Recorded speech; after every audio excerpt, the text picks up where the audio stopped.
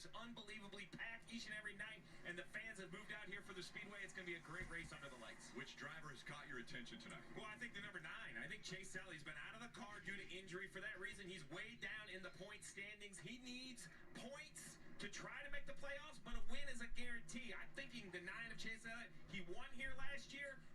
Can he repeat and lock himself into the playoffs? I think the 22 of Joey Logano, defending Cup Series champion, has a win already, but there's only 2 wins for Ford this year. I think he's... NBC snuck up on us with this straight to the track beginning of the broadcast, 7 o'clock. Broadcast comes on, they're going down the back stretch. Lights are still on the pace car. But yeah, looks like we're getting right into it tonight. Bubba was so close for getting that win at Talladega in front of MJ. Could tonight be the night they take MJ to victory lane in person? Yeah, Tyler Dale Jr. said there will be at least 30 minutes of post-race afterwards. I would take post-race over pre-race. Post-race, I think, is much more important. I think you'll captivate viewers if you just come straight on like this and get on the track and let's fucking go. Hall of Famer Dale Earnhardt Jr. Yeah, it's just, first off, great to be back at the racetrack, back on NBC. The sights, the smells, the sounds only you can get at a NASCAR. And what a crowd on such a hot day.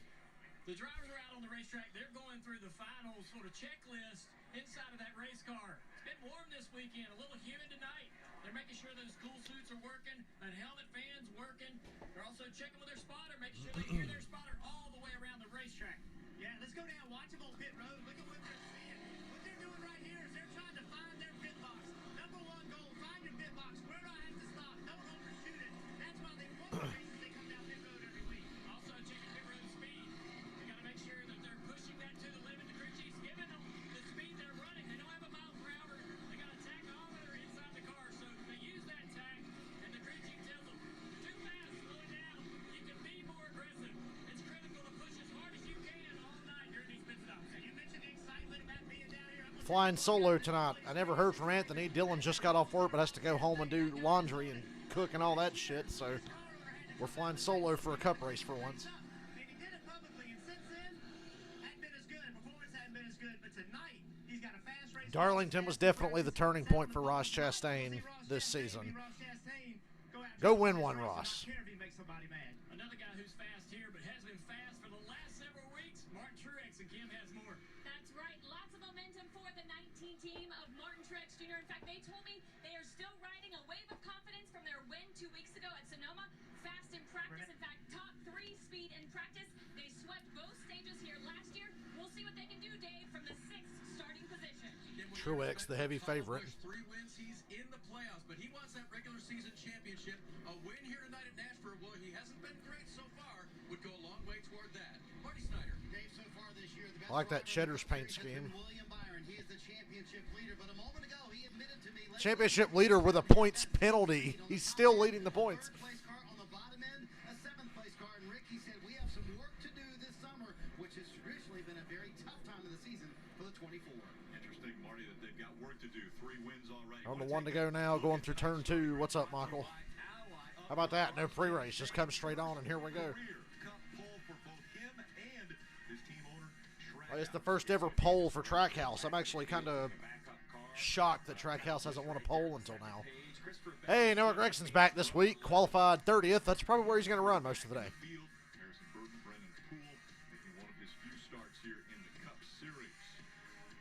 Field 2x2 going down the backstretch. And, Steve, it's been a warm weekend on this concrete. Still hot and slick. Sun's out. Won't go down for about an hour and a half.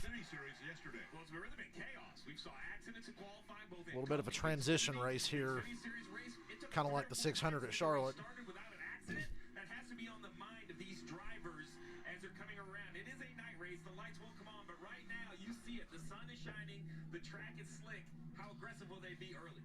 We'll see how much. Hamlin went to 8-1, so I got Hamlin at 10-1 earlier. That's good.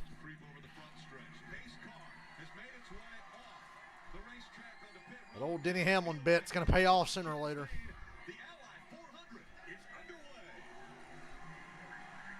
Green flag. It's been a long day. I streamed video games for a total of about 7 hours today.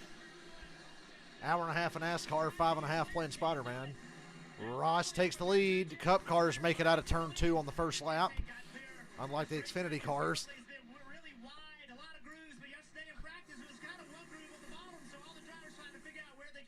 Logano around the outside for third. A lot of speed through the center of the corner. Denny Hamlin back there doing the same thing around Larson. Ross led the first lap. Joey's got some push coming from William Byron here. He's still on the outside of Justin Haley. Justin Haley qualified really well. And Haley gets a little loose in the corner. Just enough for Logano to make the pass. Good job on that Logano bit. I know it's early, but damn. Looking good. Speaking of looking good, here comes Truex. Ooh, Haley sliding up the track. Byron going really wide to get around him. Runs out of space. Yeah, Justin Haley had good qualifying speed, but that thing don't look race ready compared to the cars he's running around. Can't hear you, Jeff Burton. Ooh, Truex. Listen to the excitement NBC's brought in the first 3 fucking laps. Fox will be like dead silent right now. Truex fourth. He started 6th. Here comes William Byron. Everybody's going to gain positions here because I think Justin Haley's just going to keep plummeting. Here comes Bubba Wallace and Denny Hamlin under him. Justin Haley looks like he's at Martinsville right now on that outside.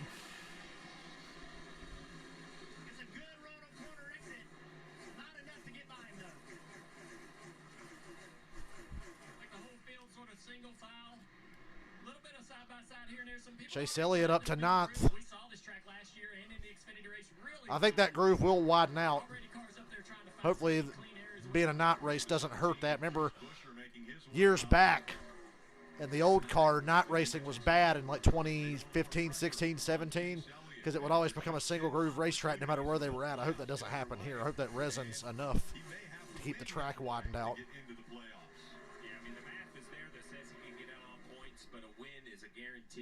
Bubba Wallace just in front of Chase Elliott making his 200th start in the Cup Series.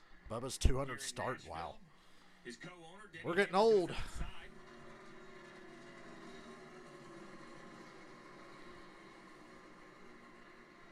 Toyota has been very good here at Nashville Superspeedway. This is just the 3rd race. They didn't even show pre-race ceremonies on the broadcast. I'm fine with that. No more USA propaganda. Can we do that every week?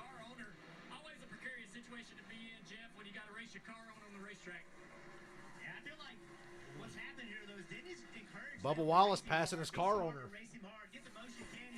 7th place puts Denny back to 8th where he started. Although Denny's back to his inside. And the other mention of what I heard Denny say on his podcast before. He told Bubba Wallace and Tyler Reddick, no matter what you think, I am just another car out there and that's how I'm going to treat you. And we've seen them race really hard and piss each other off in the past, Bubba and Denny. Before they were owner and driver, and while they've been owner-driver, they've pissed each other off on track. Justin Haley stopped the bleeding. He only fell to 6th. He looked like he was just going to drop. And Tyler Reddick's looking for the lead.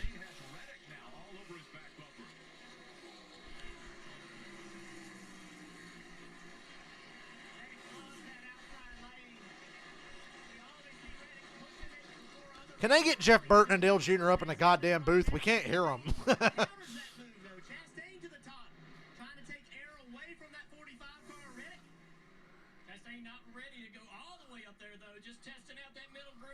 They pulled away by 2 seconds over Logano.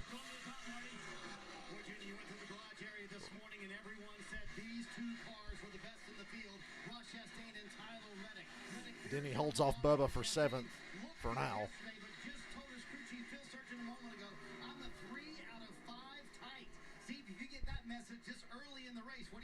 Well, you're definitely concerned, and from all the crew chiefs I've talked to, tight is the wrong side to be on. The way these cars adjust, it's much easier to tighten a car up that's too free. When you're good thing about Nashville, the majority of the grandstands are in the shade by this time of day. The aero balance, so you kind of contradict one another, Dave. Back to 6th place now is Justin Haley after his best qualifying effort of his career and of the season in the 31 car. It's unfamiliar territory for him for 2023. His best you can see the playoff cut line now, which is nice to see. Bowman's got a 12-point gap over Gibbs. Suarez 23 out, McDowell 25 out. And it's a pretty close bubble battle from 15th on back in the points. And Martin Truex Jr. just passed Joe Logano for 3rd. sunshine on the racetrack. And now William Byron's going to the outside of Logano. Classic Penske car. Really good for a handful of laps and then just fades. What a year. What a year for William Byron. We're seeing, I think, You see why I bet on Byron and Hamlin like every damn week? Big run on the outside as he tries to complete the pass on Joey Logano. Using that higher line, Logano falls back to 5th. Byron up to 4th now. The gap between Chastain and Reddick still 0.2 of a second. Reddick says he thinks he's a little too tight. He's probably going to be good enough to keep Ross in front of him and hold him up long enough for Truex to catch him. Truex is almost 3 seconds back. I'll be curious to see how he closes the gap. You got to pit once during this stage. Which is really shocking when you look at Chastain's numbers. Stage wins. How fast this one car is. It's just shocking, really. Not only has he not going to win this year, but when you think about his 2 career wins, it was Talladega and a road course. He hasn't really won on what I would consider a standard, if you could believe it, type Standard racetrack. Maybe this is the day. First ever career. His first ever standard racetrack win. Is that what Rick Allen's going to say later? You see first 13 races. We need to root for Gregson. Last 3. Well, look, even if we do root for Gregson, he's not going to do well, so I think it's a lost cause for you there. Darlington and the talking that he got from Justin Marks as well as the comments that were made by Can't believe Chicago street races next week. You heard Jeff Burton mention it. You know, which Ross are we going to see? I think, I mean, I can't imagine the internal battle, right? He has found a way to be successful, but it's come with a lot of baggage. So which side of the fence does he want to be on? Right now, leading, it's pretty easy. It's the question when you start to have a contested position, then you have to put your elbows. Chastain, Reddick, Truex, Byron, Logano. We're 15 laps in. Thank you, NBC. Glad you're back. I'm so glad NBC's back. Our sport is treated seriously and not like a fucking joke. The first 15 laps of that broadcast bury every bit of Fox's coverage this year. Period. Like, that was some good shit there. The way they came on the air and everything. The way they handled the pace laps and talked about the drivers and talked about the storylines and all that good shit. NBC, you're getting an A so far. Hamlin, good pick. Chase, good pick. Chastain, Reddick, good pick. Gilliland, underrated. Gregson, I think you blew that one, but I'm sure nobody owned him anyway.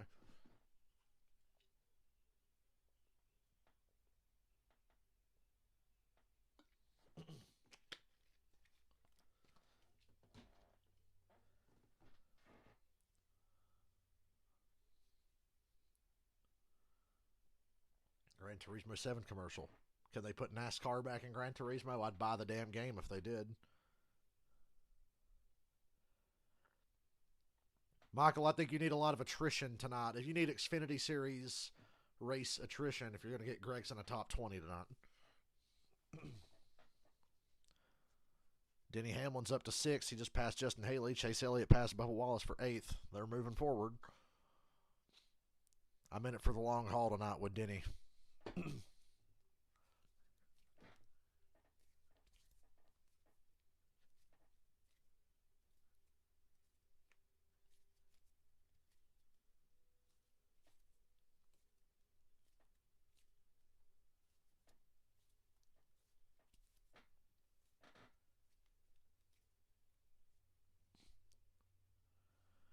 Five lineups. You're a cheater.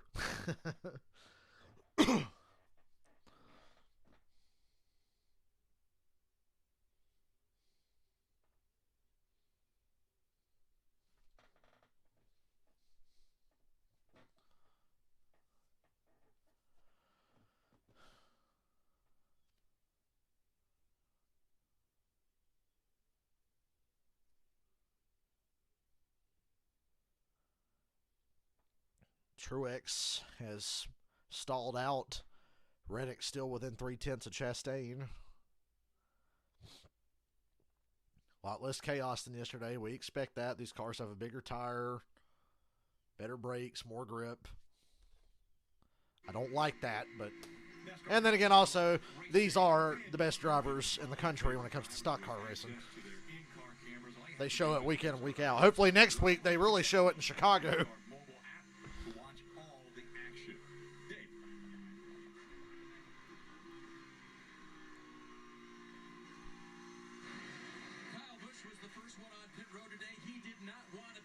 Kyle Busch pitted under green.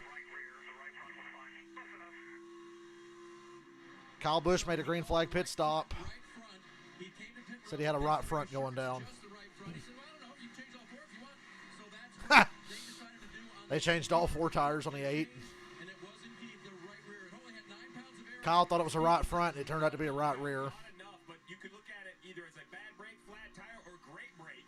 That he's able to come to pit road, get it changed out, back on the racetrack. If you're going to have an issue, have it early. Only 21 laps. Yeah. You see right there, the pink paint pan. Tough break for Kyle, but it is early.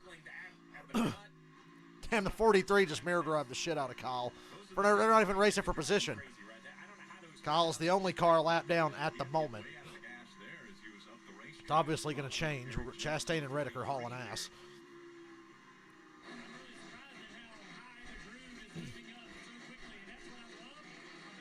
That's what I love to see. That groove widening out.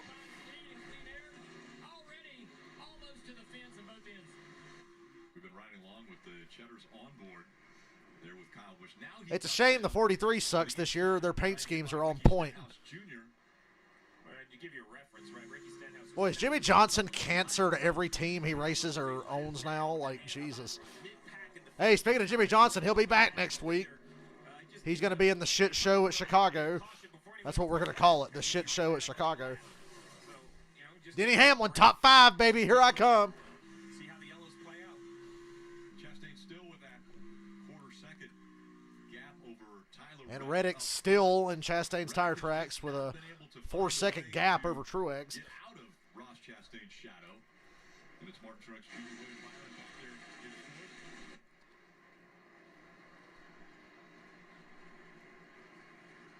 Denny Hamlin back in the 5th spot. Logano, Haley, Elliott, Wallace, and Buescher all in the top 10. Here 24 laps now, 25 laps into this one. Yeah, stage is 90 laps. We can expect they can run right around 70 on fuel. Maybe just a little shorter, just a little over 70 laps. So you'll have to make a pit stop if this stage does run green. Now we see a little bit higher line out of Reddick. We'll see if that momentum Chris pays Buescher off. going for 9th. Look at NBC going split screen on multiple battles on the racetrack. We got a 3-car battle for 9th. We got a battle for the lead here. RFK continuing to improve. You know, they got that win at Bristol, and this year I think it's incremental. Each week They should have won Atlanta, and I should have won money. a little bit more confidence. Brad choked Atlanta on turn 2 on the last lap. I was there. Both cars winning. I was not happy that I was there, but I was there. And I was even less happy after seeing that. Maybe modernizing a lot of the things that they had, you know, almost done traditionally with the move of Keselowski coming over. Buescher makes the in pass on ownership Bubba. Side of that, changing some things, changing the atmosphere over there at RFK. And there's a swarm behind them. Blaney and Larson and Alex Bowman looking to get into the top 10.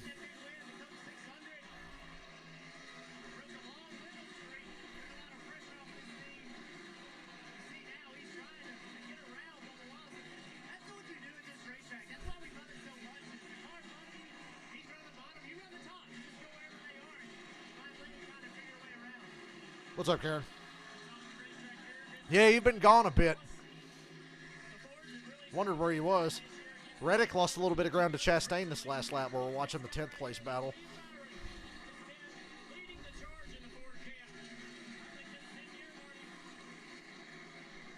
RFK is the most consistent Ford team this season. No doubt about that.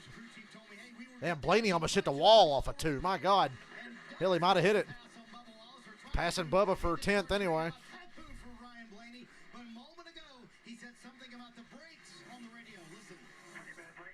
Brake shake on the 12.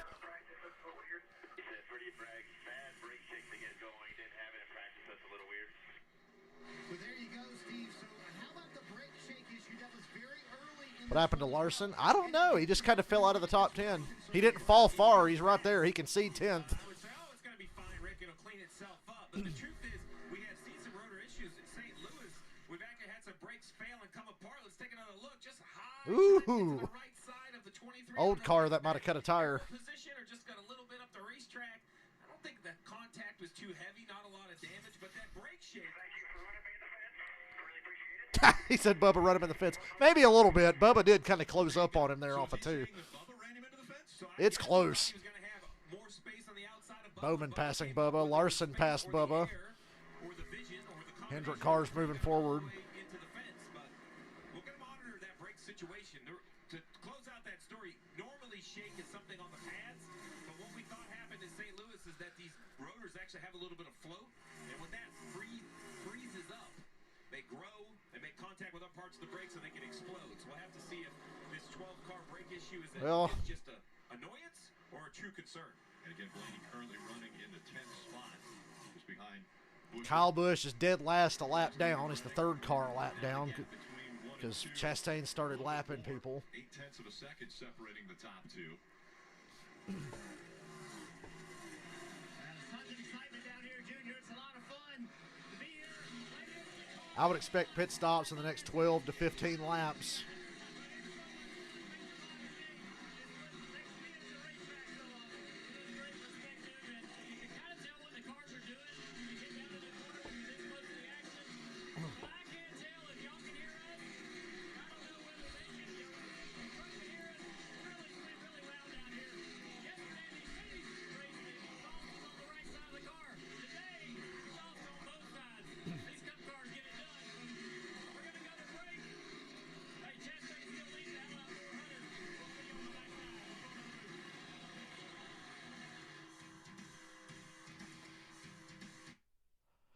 Kyle's car was pretty mid before the tire problem, but like they said, if you're going to have a problem, have it early. I'll say it again, NBC is such a breath of fresh air. Like, I'm enjoying the hell out of this. It has been miserable watching Fox. Fox was the main reason I didn't stream the truck race Friday.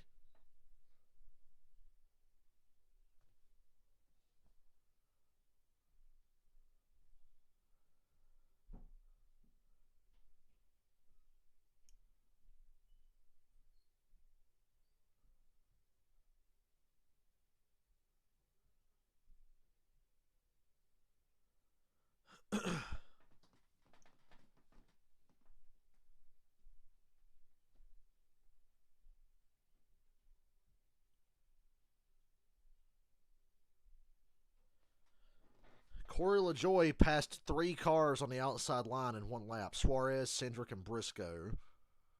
So Corey was tail end the lead lap, and now he's moved forward a bit, and they said his lap time's picked up, running higher than anybody.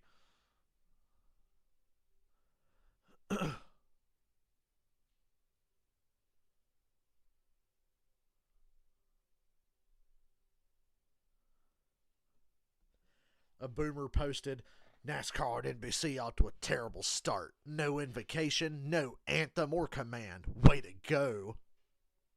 Like, good. I'm glad we had none of that. Can we not do that? Can we do this every week?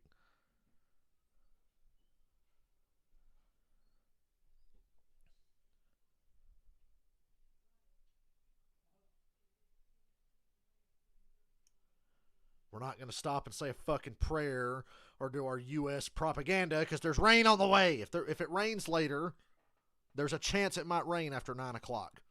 That's why they bumped the start of the race up a few minutes and just didn't do opening ceremonies on the air.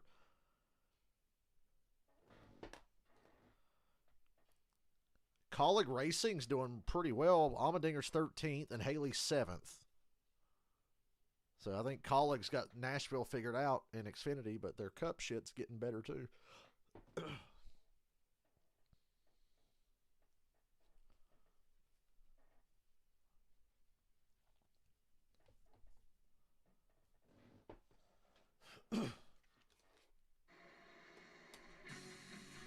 NBC Sports coverage of NASCAR is brought to you by Ally.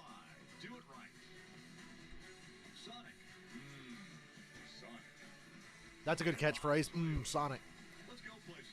What's better, Rick Allen saying Sonic or JR selling Skittles on Monday Night Raw years ago? Delicious, fruity Skittles. Been on that stage.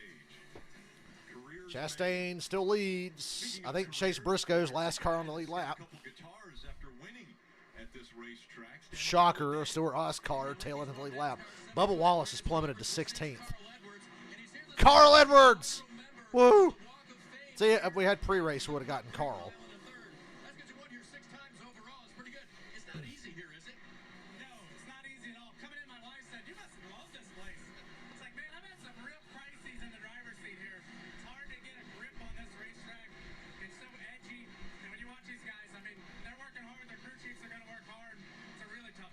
William Byron closing in on Truex for third. Are you plotting anything? Right now, Fox would only be showing the Carl Edwards interview. I'm having a lot of fun, getting to do a lot of neat things, but it really is an honor to be here. It's cool to see everybody. NASCAR did a lot of great things for me, and it's fun to be here. And you made your way around the garage. I understand you had a conversation with the pole sitter and race leader Chastain. So I hear all these rumors like Ross Chastain's confidence is low. I talked to him. He's got a William Byron, third place. I think he's going to be tough to beat today. We're glad you're back. Come back anytime and welcome to the Walk of Fame here at Nashville. That's cool. I just saw a car pull to pit road. It's about that time. We're 4 laps from halfway through the stage, so seeing some guys pull in early. And what he's been able to do behind the wheel. Christ, Chastain. Chastain's dominating, boy. Now we're getting Carl Edwards Busch Series highlights. But they're still showing the race at the bottom of the screen. Hey, Fox, take notes. What a race, man. That was just really good racing. And Carl really was good. Concrete Carl. Dover, Nashville, Bristol, didn't matter. Truex hits pit road. He just got passed for third. Pulled it in on lap 43.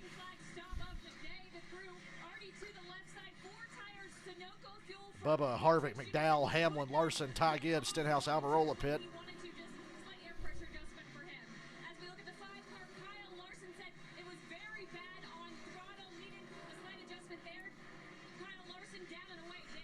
Denny, don't speed. And you see Denny Hamlin now leaving pit row. He described his car as a little bit edgy, but he's been going the right direction. The 11's fast. Marty.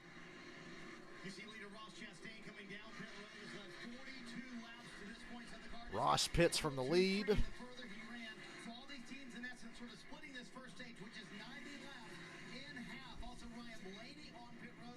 He too saying his car getting too free. And a lot of crew chiefs and spotters, they feel like that the track has really changed here. And also the 45 of Tyler Reddick on pit road as well. He is well free. So Steve, certainly the track changing. Teams deciding to split this first stage in half. Yeah, I mean, the track's going to continue to change. That's the interesting thing about the start time of this race. Last year it was a delay, a weather delay that got us later into the evening. This is a scheduled plan of later starters. Now we see William Byron gives up the lead, coming to his pit stop. We're not going to have 3 overtimes. Hey, AJ Allmendinger had to cheat to make it through 3 overtimes yesterday. Damaged car and jumped the restart. Also the 22 on pit road in front of you, Dave. Paul Wolf, the crew chief, told me earlier today, I'd be hesitant to split it in half because the tire wear isn't that great this weekend. Well, he had to follow what everyone else was doing. Joey Logano on and off. Chase Elliott pits. As is Chase Elliott. He has been moving forward early in the race, going the right direction. They'll come down here for 4 Goodyear tires and Sunoco fuel.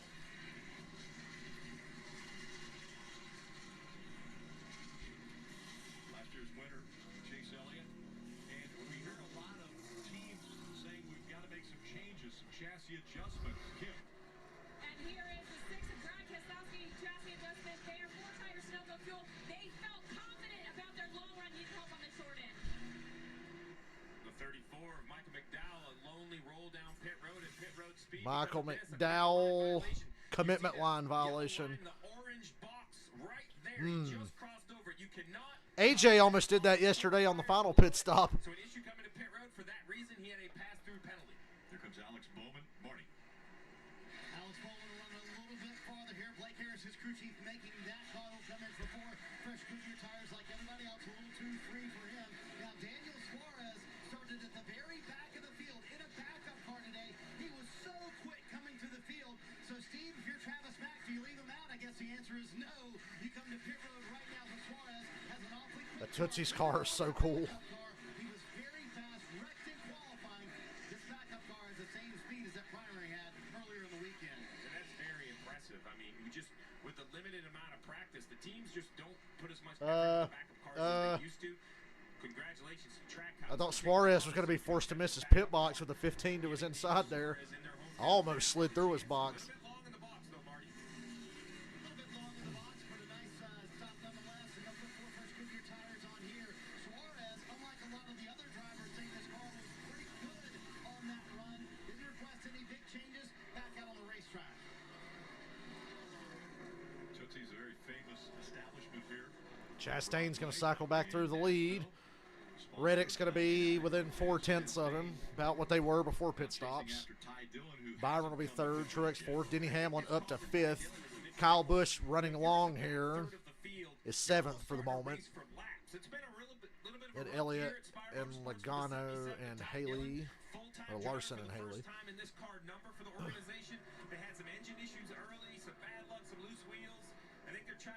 Look, here's the 77's biggest issue. Ty Dillon sucks. That's the issue. In stage one, continue to work on the car. I hate to tell you, but that's the issue. Green flag pit stops have cycled through with the exception of Ty Dillon. Haley to the outside of the 17 of Buescher. Haley again with a career best start. Trying to hold on to that track position. We'll be back with more from Nashville. Oh my God, country music sucks. Is that the next lyric of that song?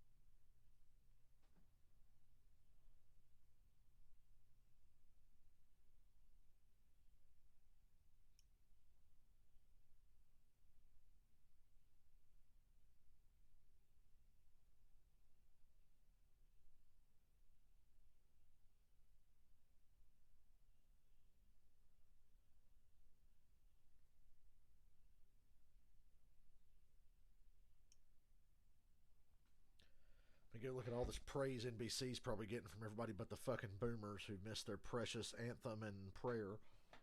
It's going to be close for Kyle Busch, but he's most likely going to have to pit before the end of the stage and go back to square one, unfortunately. So Kyle Busch probably needs a caution here, you know, after enough time to force everybody to pit road with him.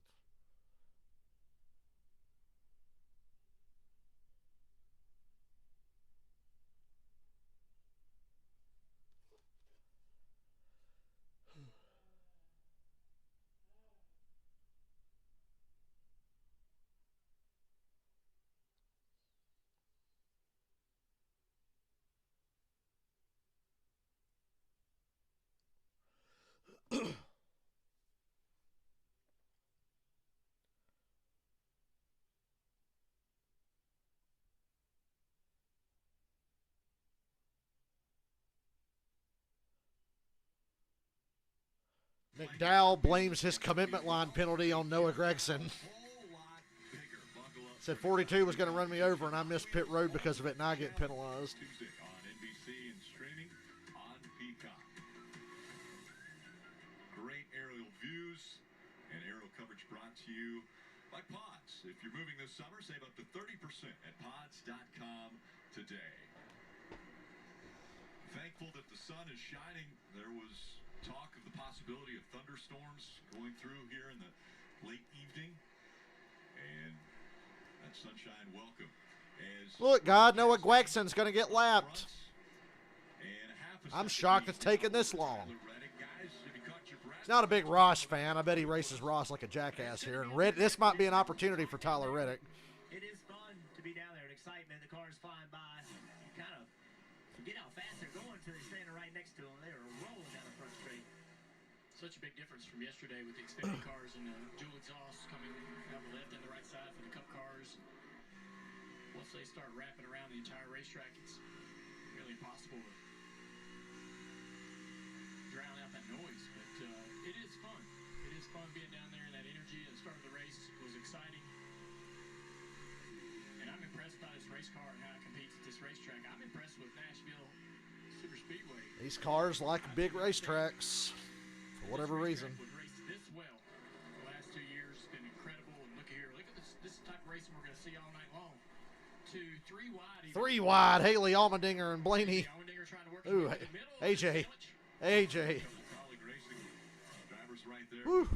Haley and Allmendinger, 31 and 16, chasing after the 12.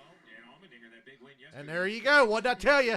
Noah's racing Ross Chastain like an ass. The one struggling a little Ross bit, almost trying- spun under Noah there, and Reddick's closing in. Gregson right there racing him really hard, trying to stay on the lead lane. Ross, just dump him. It'd be really funny if you did. It'd be really fucking funny if you did. With a concussion.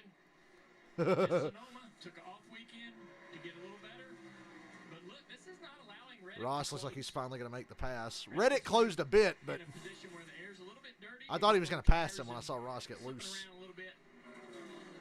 He's gonna go way up the racetrack. You know, Noah, if you're this fast, how come you're not running like at least 15th or something? One thing I'm noticing is that all the cars are so similar in speed that it's hard to lap. You know, Noah and Gregson's running 26, and it's not like Ross Chastain can just fly up here and go blind by him.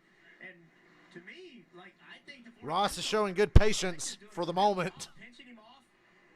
45's getting behind the 42 on the front stretch to give him a push to keep him next to the Gregson's one. not doing anything wrong. He's got to race hard. Now Reddick's run out of somewhere to go. He wanted to go to the outside of the 42. It's gonna create an opportunity. Look at Reddick. He gets to run. Yep, Reddick's going to take the lead here off the 2. No, Ross clears him just barely. Reddick sweeps to his inside. Tyler Reddick trying to take I told you it's an opportunity for Reddick. I knew Noah was going to do that. Also keep in And mind, Reddick's going to take the lead. been a little activity between Ross and Noah on pit road. Tyler Reddick out earlier front. This year, a little physical altercation. Maybe there was something to that. Racing a little bit harder, but it gives us a lead change here. 29 laps to go in stage 1. Christopher Bell, top 10, first time tonight. Larson up to 8th. One lap down in case caution comes out. So that fight that Noah put up delays the 45 car or the 1 car, whichever happened to be leading, to catch the next leader. Look, you can't see the next lap car that would be the next lap car. So Noah did a Corey nice LaJoy, job. last car on the lead lap, and Noah did him a huge favor. Now the charge is there an opportunity to. Was he up there really running as hard as he possibly could? You mentioned that altercation. These two not seeing eye to eye at Kansas earlier this year. Noah thought that Ross had taken him up into the wall.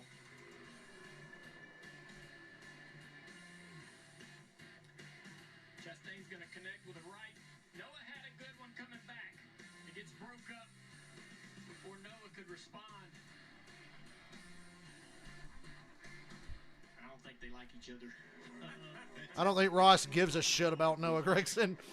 Ross is worried about guys who are relevant to the series. And, you know, that's he can do that. I mean, the guy punched him in the face. So he's lost a lap. He's going to try to figure out how to get that back later in the race. I know everybody at home. Noah Gregson lives a lap down, okay? This is nothing new for him. Allows you to race somebody hard. I see a new series. This is Dale Jr. parenting tips 101. You got punched in the face, you can swing back. Yeah. I mean, I agree with that. Ross is hanging in here. I know that, you know, he might have been just kind of running 90%, maybe 85%. So we'll see if he can mount a charge. Reddick was really fast in practice yesterday. This 1 car was as well, but I think Reddick, we all agree, was probably the best car. But I talked to Ross before the race started. I said, hey, man, they fast, but what's the car like on the long run? He just grinned and nodded, walking away. Byron and Truex closed the gap by 2 seconds over those pit stops, but they're still 2 seconds off. Changes, especially the way the track changes, because that's what happened a year ago when Toyota was so dominant on this racetrack. But then late changes in the race, and it ended up being Chase Elliott who stayed out and was able to get the win. Want to take a look at the Xfinity fastest lap, and it's race leader Tyler Reddick. His 4th lap of this race, 30.318 seconds. Just under 158 miles an hour average speed around this mile and a third. Kim. And a team that had a lot of confidence coming into this weekend, it was the 19 of Martin Truex Jr. You see the Toyota onboard camera. After those green flag stops, though, Martin came on the radio and said, guys, the balance is not quite right after those changes. Then he added a little more specificity later in this run, saying he is loose in, tight center, loose off, can't do what he wants with that race car, so they'll look for more changes at the end of this stage, Dave. Chase Elliott is up 5 positions from the start of the race, and he's heard the great words, hey, fastest car on the If track. Kyle Busch doesn't catch a caution, Chase Elliott's going to have a shot at top 5 stage points here. A couple of different times. And that is good That's all. Bubba's spin in qualifying was a little better than poor Suarez.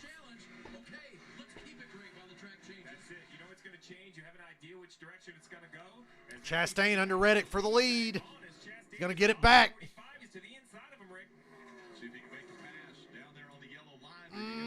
Oh, he's sliding up. He's sliding up. Ah! Junior referenced himself, and Reddick holds him off.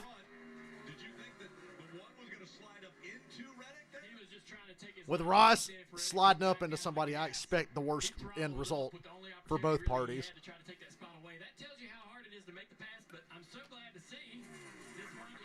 That was lap 69. And now he's going to be able to have enough race car to try to go back up there and get that lead back. Comers and goers, this 45 not good out front. Yeah, the 45's not as good out front as the one was if Ross can just get back by. There's Gilliland going a lap down again.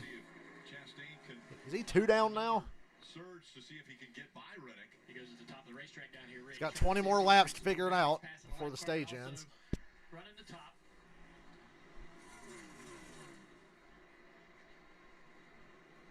So let's see how they got side by side. Ooh, wow, Reddick got really wide there, and it let Ross close in on him. And I think that he wasn't sure he was slick in the dirt, in the marbles, wasn't sure about getting back to the throttle. That allowed the one to get there. So big mistake on the 45. Not so much that Ross is better, trying to run him down. Just a slip up for Reddick trying to get that higher groove working in. The drivers talk about not being able to really see where the groove is. Obviously, you can tell where the rubber's put down, but they don't know where that resin on the racetrack is. It doesn't have a color.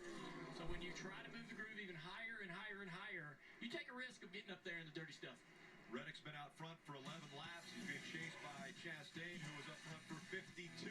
Reddick, Chastain, Byron Truex, and my bet, Denny Hamlin, 5th. Reddick starting to gap him again.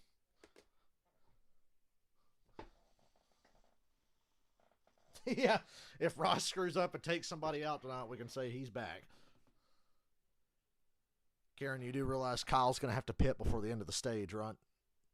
He's not going to make it to the end of the stage. He's going to have to pit, and he'll just be a lap down again. Unless he catches a caution.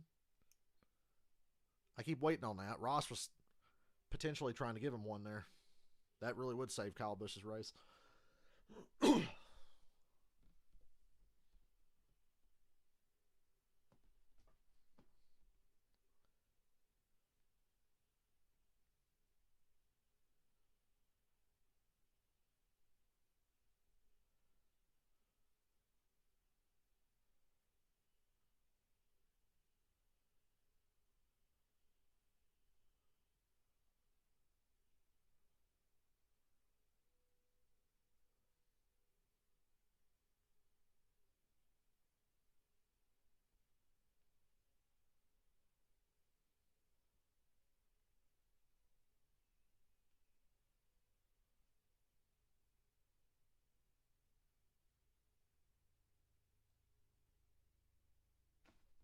I'd like to point out Christopher Bell went from 22nd to 9th.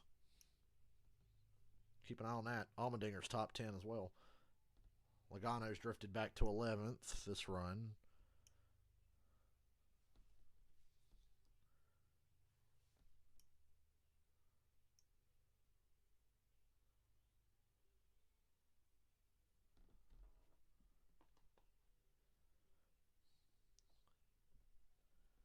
Back for commercial and see if Ross can do anything with Reddick.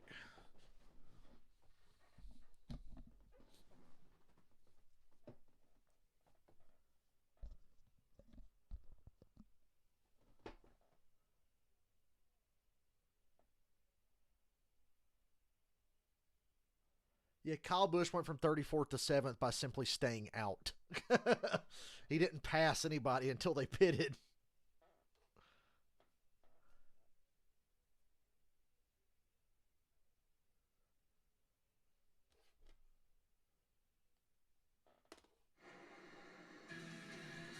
Corey LaJoie and Michael McDowell are side by side in front of Reddick and Chastain. Last car's on the lead lap. 13 to go on the stage. Here we go. So Ross should get another shot at this because neither one of those guys is going to lay over for Reddick. Offer more than 700 flexible, affordable degree programs online and on campus. You can Visit liberty.edu/24.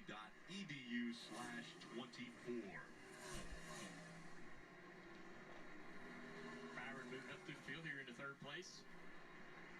Look at his 20 car right here. Christopher Bell in ninth. Yeah, big mover since the start of the race. 11 positions already for Christopher Bell. Yeah, Christopher started the year out pretty strong, then lately has not been as good. But so far early in this race, good speed. Another car that's driven up through the field pretty nicely is Corey LaJoy. Corey had to do a lot of repairs to this car after a qualifying accident. He had to start in the very back of the pack. He's driven up to 25th. Yeah, they didn't have to go to a backup. They didn't have to check basically the rear bumper, rear fascia, quarter panel. Made some pretty decent contact with the back of the car off turn 4 qualifying, as you mentioned, Jeff, but were able to stick with their primary car.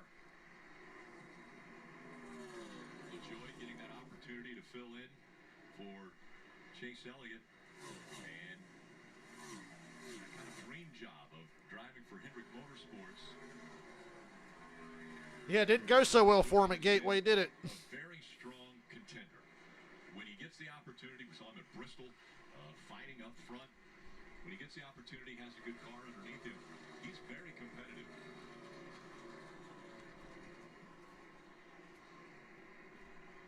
And somebody that's not had a good start to this race, Joey Logano started 4th. He's back to 22nd. He's the second highest running Ford. Highest running Ford right now, 11th of Busher. See his teammate Blaney right behind Logano. We showed all the cars that were on the move. Bell, Suarez, LaJoy. Another car moving through the field. The 16 of A.J. Allmendinger is all the way up into 10th place. Won yesterday's Xfinity race. Had a great drive. Continues to drive through the field today. A very strong car. How much of that AJ's getting primed and ready to win the street race next week. Xfinity Series, can he move over here and bring to his Cup car? I think that having some of the laps on the track and knowing how slippery this track was yesterday, now he learned something everybody else in this Cup race didn't, but the shift pattern of the car being so different, the rack and pinion steering, the tires being so different, he didn't really learn anything as far as balance or anything that's really going to help his performance or this car drive better because of what he did, right? So I do know that he understands where the groove is, where he can take the car, where to find speed. He learned all that yesterday, and he had an awesome performance to be able to take the win. Ollie's not had an incredible season so far in the Cup Series. It's a new team, building, improving. These are the 8 to go. Kyle Busch is still running. As their two drivers, they had a great qualifying effort with Haley this year, or this weekend. Haley back in 15th, but AJ getting it done in the top 10 today. He wants to stay there. Here's yesterday's race, driving at number 10. And the iconic trophy that you win here in Nashville, we talk about drivers, how to inspire and get them fired up about winning races at certain tracks. You give them a unique trophy. Yeah. He talked about that in his post-race, being able to win that guitar. You can only win it here, Rick. Nowhere else. Logano and Blaney racing for 13th. Here in Nashville, as we see the 22 of Blaney going to the outside of teammate Joey Logano. See on the left side, the fuel for all of the cars. No real concern. Kyle Busch is on his 69th lap since pitting with 6 to go here. Keep an eye on this. 69 laps on this fuel run. We thought that could go around 70. So they're really trying to. Well, they're really close. I guess Kyle's going to try to make it. I heard 73 in the pits, which means probably 74 or 5. Maybe Kyle will make it here. 16. That means he should be. Remember, pit road closes with 2 to go. We're at 5 to go. He's in the top 10, doing pretty well, although he does have some feedback for his team.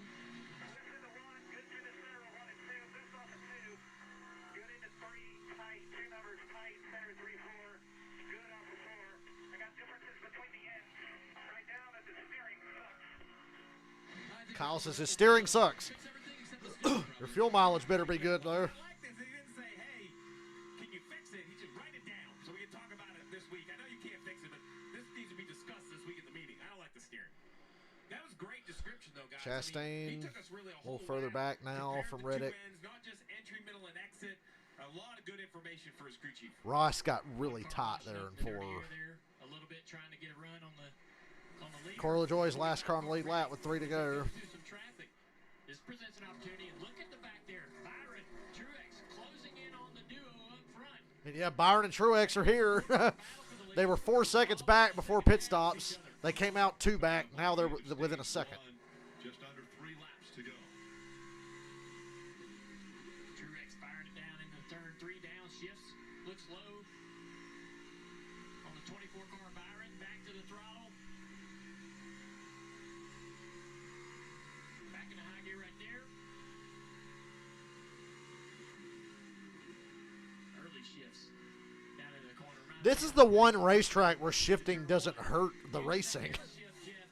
Every other oval we have to shift on. It makes the racing suck ass. But not Nashville. Look at Ross blocking Byron into the 78. 2 to go. Looks like the 8 car is going to make it unless he runs out under caution. 1 to go now. And poor Corey LaJoy's getting lapped. Corey's getting lapped.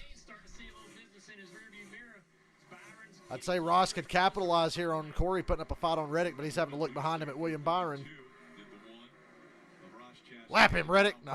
Corey LaJoy making it a little bit more difficult for Tyler Reddick on this. Well, Corey's going to stay on the lead lap and not cost Reddick the stage. Tyler Reddick grabbing his 3rd stage win this year.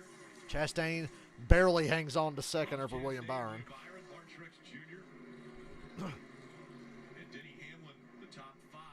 My bet, Denny Hamlin's sitting there in 5th.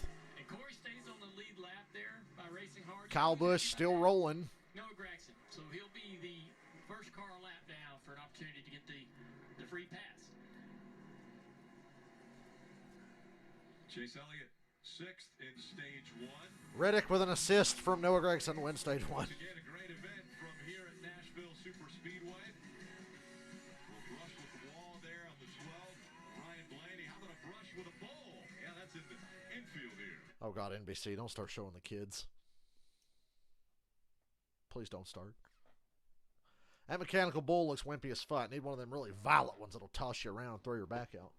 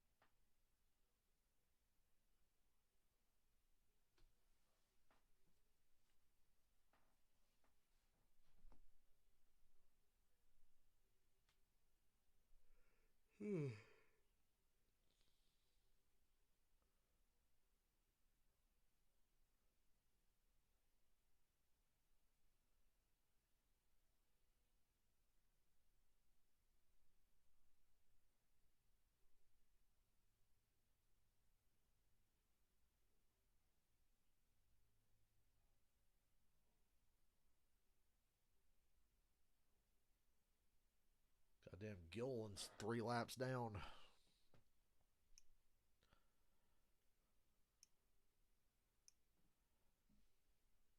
I guess that was a worse whiff than having Noah on your fantasy lineup.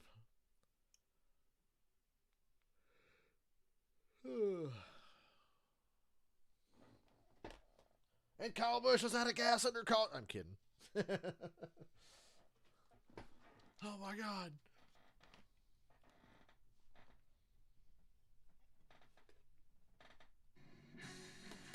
NBC Sports coverage of NASCAR is brought to you by Progressive Insurance. Save when you bundle auto, home, or motorcycle insurance. Visit Progressive.com.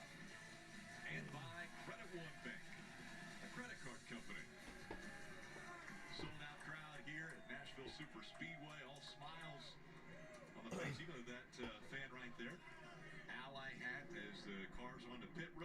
Pit road. Top left, Mark Truex Jr., fourth place finish in that stage, but he said, I'm disconnected in the rubber. I cannot carry momentum. The left rear getting a little bit squirrely for fresh Goodyear tires, Sunoco fuel for Truex, Dave. Yeah, a 9.8 by Truex's guys. Denny Hamlin's pit stop 9 seconds flat. 10 for Reddick. But William Byron's going to win the race off pit road. Byron, Chastain, Reddick, Truex, Hamlin. Are we back at Charlotte where William Byron's going to win the race off pit road every pit stop? Byron's team getting it done. The 24 gets to that line before the 1. So William Byron will start up front when we come back.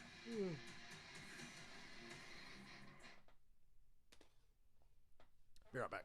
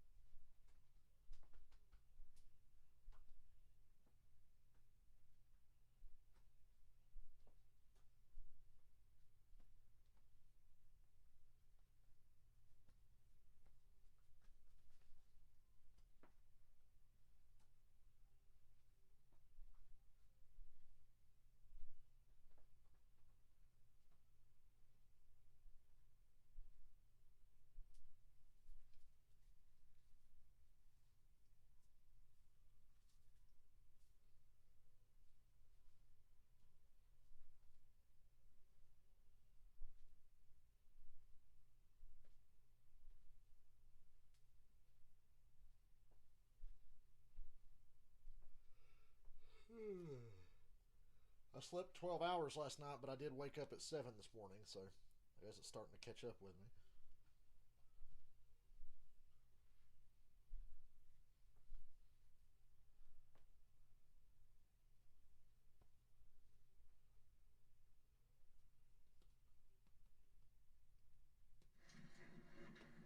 History will be made in a week. Yeah, that's Lake Michigan back there. It's the Chicago Street Race. For the first time ever, NASCAR will have a street course that they will race on Saturday. It's Xfinity Series on USA. Sunday on NBC, the Cup Series. And what a... Hey, if it rains, can they have the Chicago Street Race at night? If it storms and rains really bad? I mean, the street lights. All the action, of course, it will take place on Columbus Drive, the Sable Lakeshore Drive right there along Lake Michigan. We'll be calling it radio style. Mike Bagley will have turns 1 and 6.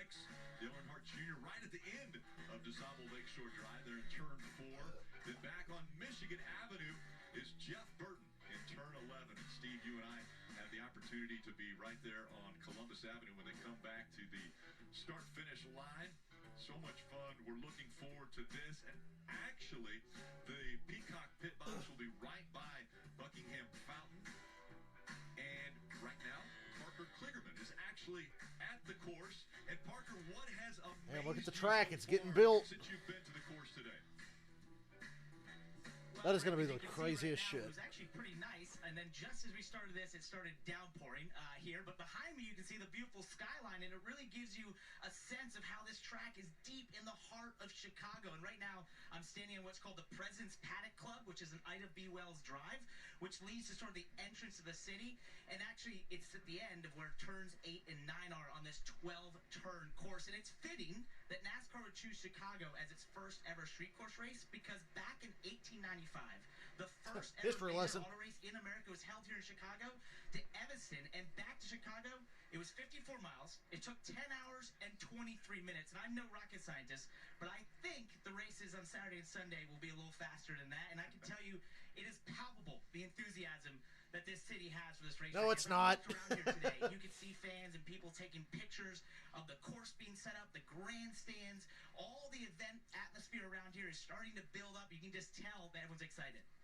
Yeah, smiles on everyone's face. Parker, thank you so much for being out there. We appreciate that. Getting us a little Stage preview 2, of what Tom. we're gonna see Byron next Chastain, week. Truex, Reddick, Larson, Hamlin. Updates, the 4 and the 8 both caught speeding, and AJ Allmendinger lost a few Kevin spots, Harvick spots and where Kyle they- Busch too fast on pit road. To the start. Well, there goes your track position, unfortunately. Pit stop.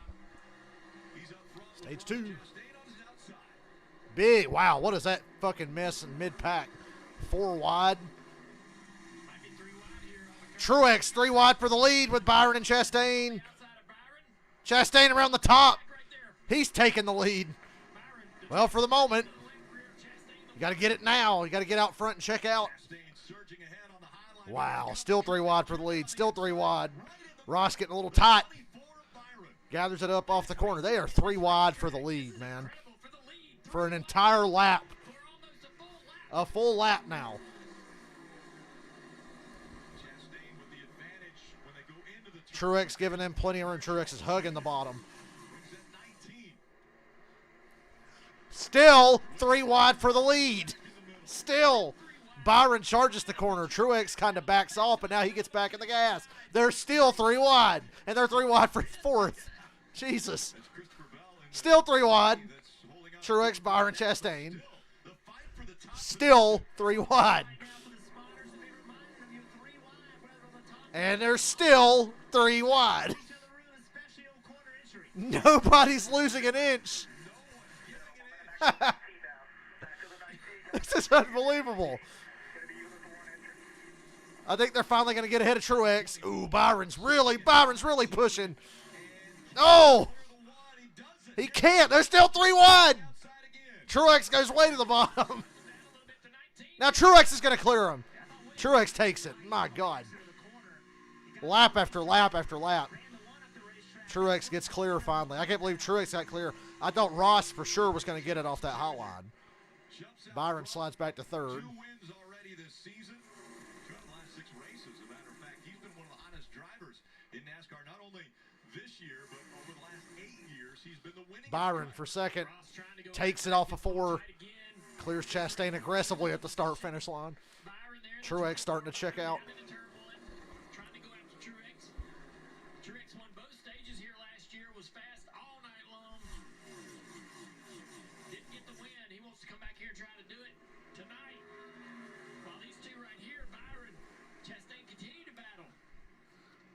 Tyler Reddick trying to put that 45 back in the picture. More of this track is in the shade now. Way up through, possibly into Did y'all the top see that side shit? track in that All that final 3 wide. Battling hard on the outside. 4s just haven't been that strong of late. 12 of Blaney has kind of been the bright spot for them this season as he's trying to take this position away. Yeah, only Blaney and Logano have been able to find victory lane for the Ford camp. This fight continues. The side-by-side battle for 7th is just not as exciting as that 3 wide for the lead was. Side drafting. Blaney and Larson racing hard. Blaney trying Blaney bouncing back after off of the having a crappy second half of stage 1. past him. Little movement from the 5 on the outside there, and that's going to do it. That's going to do it. A little slip of the right rear on the 5. Blaney takes a spot. Coming into the picture, the 9 of Chase Elliott. Larson sort of struggled here last year. Kind of run around the back half of the Remember how good Larson was here in 21? Of course, Larson was good everywhere in 21. Exactly like he does right now. Trying to find a balance on this 5 car has been tough for him. Busher to the outside, trying to be able to get a spot. He's going to get there. RFK has been strong this year. Really impressive what Busher and Keselowski. Busher passing a Hendrick car. Busher in the 9th place over the 5 as you look to battle the bottom of the screen. Eric Almirola looking for anything good to happen this year. It's been an awful year for the 10 car. Talked to him this weekend. He's got a smile on his face. Still half a year left to get things turned around, and he runs really good here. Had some good finishes here. 2021 with the top 10. Gibbs going to take that spot, though. And here comes AJ. Kyle Busch is up to 23rd. Worked his way back toward the front after a tough pit stop. Lost him a few spots. It was outside Alex Bowman in that Ally 48. Oh, man. Hey, Albendinger and Bowman. Oh, Bowman doors him down the straightaway and waves his hand at him. What the fuck's your problem? Bowman driving one-handed. Oh, my God. Shocked AJ down the backstretch. I don't think AJ liked that very much. He drove off into 3 trying to get back to the 48. Now AJ's waving his hand at him. Well, this is a good time for spotters. 108 laps, 300. Hey guys, calm down. Over a third of the way through the race, man. A lot of work to do. What makes that even tougher is that extra This has been good racing. bump. So look right here at the 48. I mean, he's got a wiggle, not a lot of space. We talked about it as an action-filled week. Well, the accidents we saw in qualifying were kind of all off turn 4, right in that spot where Alex AJ diving into 3 under the 48. Alex gives him plenty of room. Here they are side by side again. We'll see if they Running can his own do a line. little nicer, Marty. Yeah, the battle continues. Actually, the frustration for Alex Bowman went back to the restart. His spotter, Kevin Hamlin, you mentioned, Jeff, the spotters need to get in and calm this situation down. Said we can't play, quote, nice guy teammates. They pushed Chase Elliott. He said we gave up too many spots. And then he reminded him after that battle with the 16, hey, long way to go. We have a great car. Don't waste it now, Kim. And the booth mentioning AJ being a little bit of a hothead behind the wheel. Well, that also carries over into the feedback he gives to his team. And when I talked to crew chief Matt Swiderski, he said there's a learning curve with AJ's feedback. He has to tone down how big the changes are that he makes on the car because AJ can be dramatic. So a little bit of a learning curve there. Right now, AJ, though, saying he's tight but happy with what the rear of the race car is giving him. So AJ's like an angry Matt Kenseth with how he describes his race car. Chase making a pass on Blaney. It's Martin Truex Jr. that's out front. You see Chase Elliott going Truex by the drove way away here. from Byron and Chastain's battle. More racing from Nashville when we return. It's been a good race.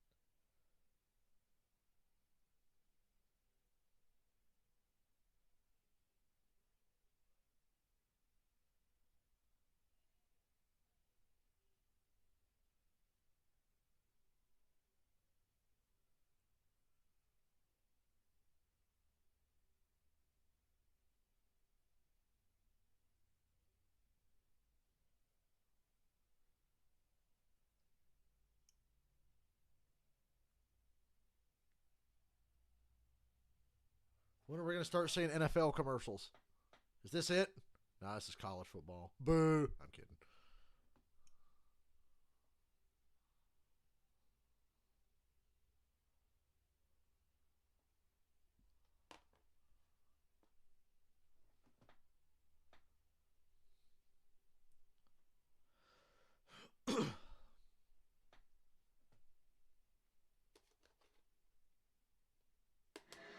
Show me some NFL commercials. Get me excited. Join the 6 million families who discovered a smarter, more flexible way to move with Pods. Save up to 30% now at pods.com today.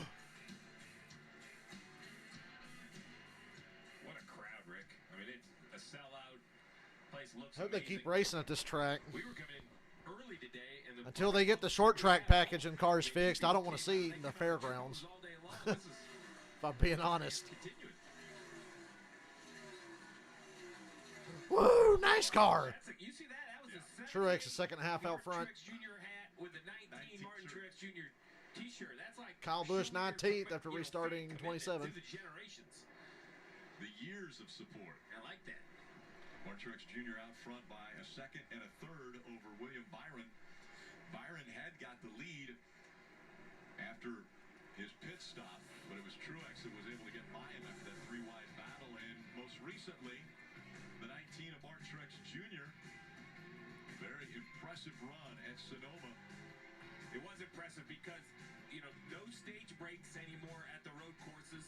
So the strategy gets a little bit more, you know, spun around, can get mixed up. And the 19 actually got a bad break when a yellow came out, lost a bunch of track position, and was able to drive through the field. That's what really impressed me, not just the speed. But Christopher once he Bell, got top back, 5. he found a way back to the front. Impressive drive for the 19.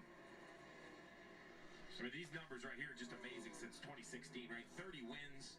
And I think he had a winless year last year. So, you know, when you think of 30 wins, it was fun. We had him on the Peacock pit box during qualifying, and he, you know, he reminded me of the Truex that was so close to winning some of those championships, winning all those races, had a smile. Eric on his face, Jones, was excited to 14th. be here. Him and Hey, James where's Bond Noah running? Have definitely had some ups and downs. There's James on top of the pit box. Their communication style is a little unlike anything else. We heard about how Allmendinger gets fiery on the radio. Well, this time I'll actually reverse it. I think Truex is the calm one on the radio. James is the one that kind of pokes him back a little bit, but it works. This has been a really good race, Alex. We had 3 cars, 3 wide, side by side, lap after lap after lap for the lead. We've had guys getting pissed off at each other, but nobody's overreacted yet. Kyle Busch is 18th. Michael, Harrison Burton's been a disappointment since the moment he got in a cup car. And I saw it coming. Well, there's action. We saw that three-wide back. Dig up some old streams of me at the end of 2021 going, how the fuck did Harrison Burton get a cup ride for the following year? But there's beating and banging all over. Allmendinger just passed Bowman. The 48 can go back before the Maybe these two have calmed down now. 47 of Ricky I don't Stenhouse know. Jr. And the 3 of Austin Dillon. They also have, I won't say traded words, but traded some gestures. Stenhouse and Austin Dillon are pissed at each other now. Each other on the racetrack. You can see right here. This is the 47. He was clear-ish. I like Stenhouse's car. Bullpuck Franks. Ooh, he did run the 3 car up on the wall. I don't know if he was going to continue to take him up, and there's actual contact. I think the 47 had a bobble right there. And the 48 and the 16 are at it again. This is the 48. Telling the 16 he's not happy. We've seen them going at it. You know, one thing AJ about this pulling car away I from him noticed now. is that drivers run other drivers out of the groove more than they have in the past. It's become a way I like Kevin Harvick's orange Busch car. It looks like a creamsicle. Makes me want a creamsicle. Should put Zane Smith in the 21. I agree. That's what they're talking about. I agree. You know, that's something you didn't see in the past, but it's become fairly custom to watch it. And the reason why I think they're able to do that is because the way this car doesn't get loose and doesn't lose side force when he drives. Yep, Stenhouse just cut Harvick's balls off going in turn 3. Look how tight Harvick got. You tend to get loose right when you got next to him, and you're definitely going to make contact, take you both up into the fence. This car here, you drive in the gas, and when you get next to another car, you don't lose any of that side force and rear grip. Kevin Harvick right here at the rear bumper at Stenhouse. Harvick had that speeding penalty, so he's driven himself back up. He's just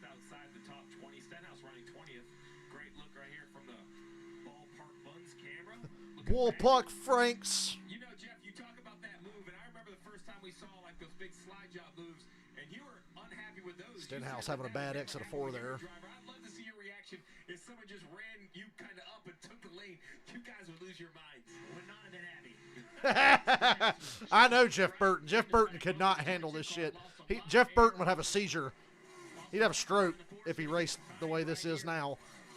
22 falling backwards through the field. The gentleman's NASCAR era is long over. Trying to get to this 22. You see the 22 in the high lane. It's race like a dick every lap of every race now. Harvick there in the orange car on the bottom of the screen. Because there's points on the line throughout the entire race. It's hard to pass because the cars are so equal. So you got to be an asshole. Hey, what you got? Oh, I got Christopher Bell moving up through the field. He's the second biggest mover on the afternoon. 15 positions up from where he started back in 20th. He's up in the top 5 now. Just a slight air pressure adjustment last time to make it perfect. Marty? I'm in 6th place right now with my race bet. We've been 5th and 6th for a good while now. We've been good on pit road so far. It's unusual for the 11 team.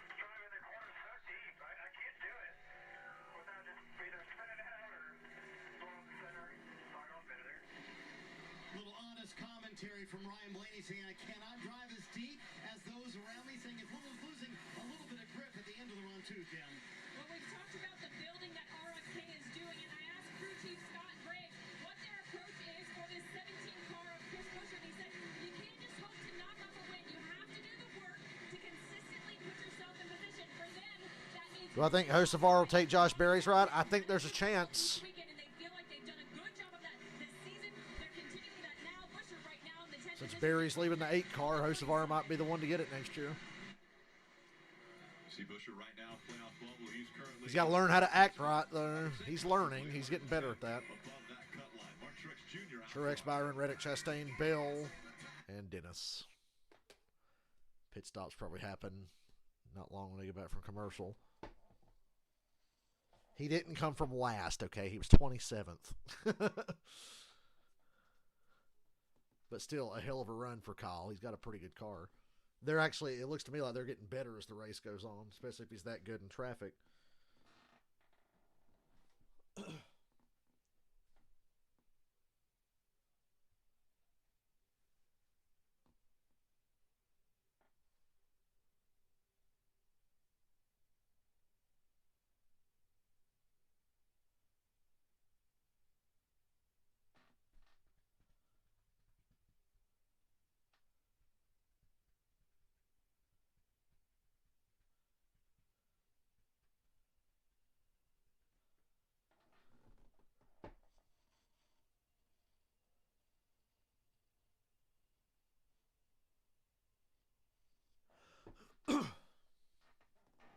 He still didn't come from dead last. He was 27th.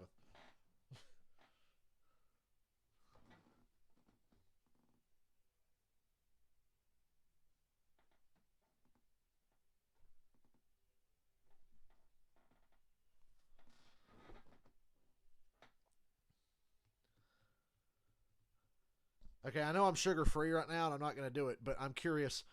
The Grimace birthday shake. What the fuck is in that? It looks delicious. It's purple. What does the Grimace birthday shake taste like? Does anybody know? Because that shit looks good. I love milkshakes and the color purple. What the fuck is in that milkshake?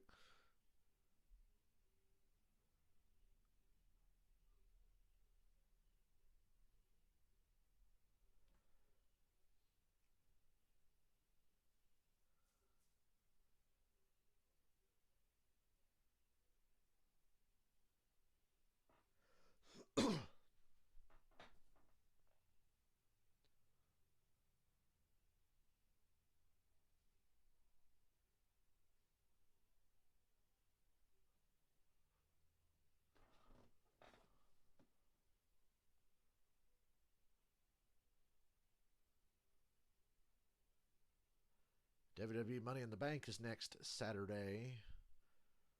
Probably have to watch it after the Xfinity race, I think.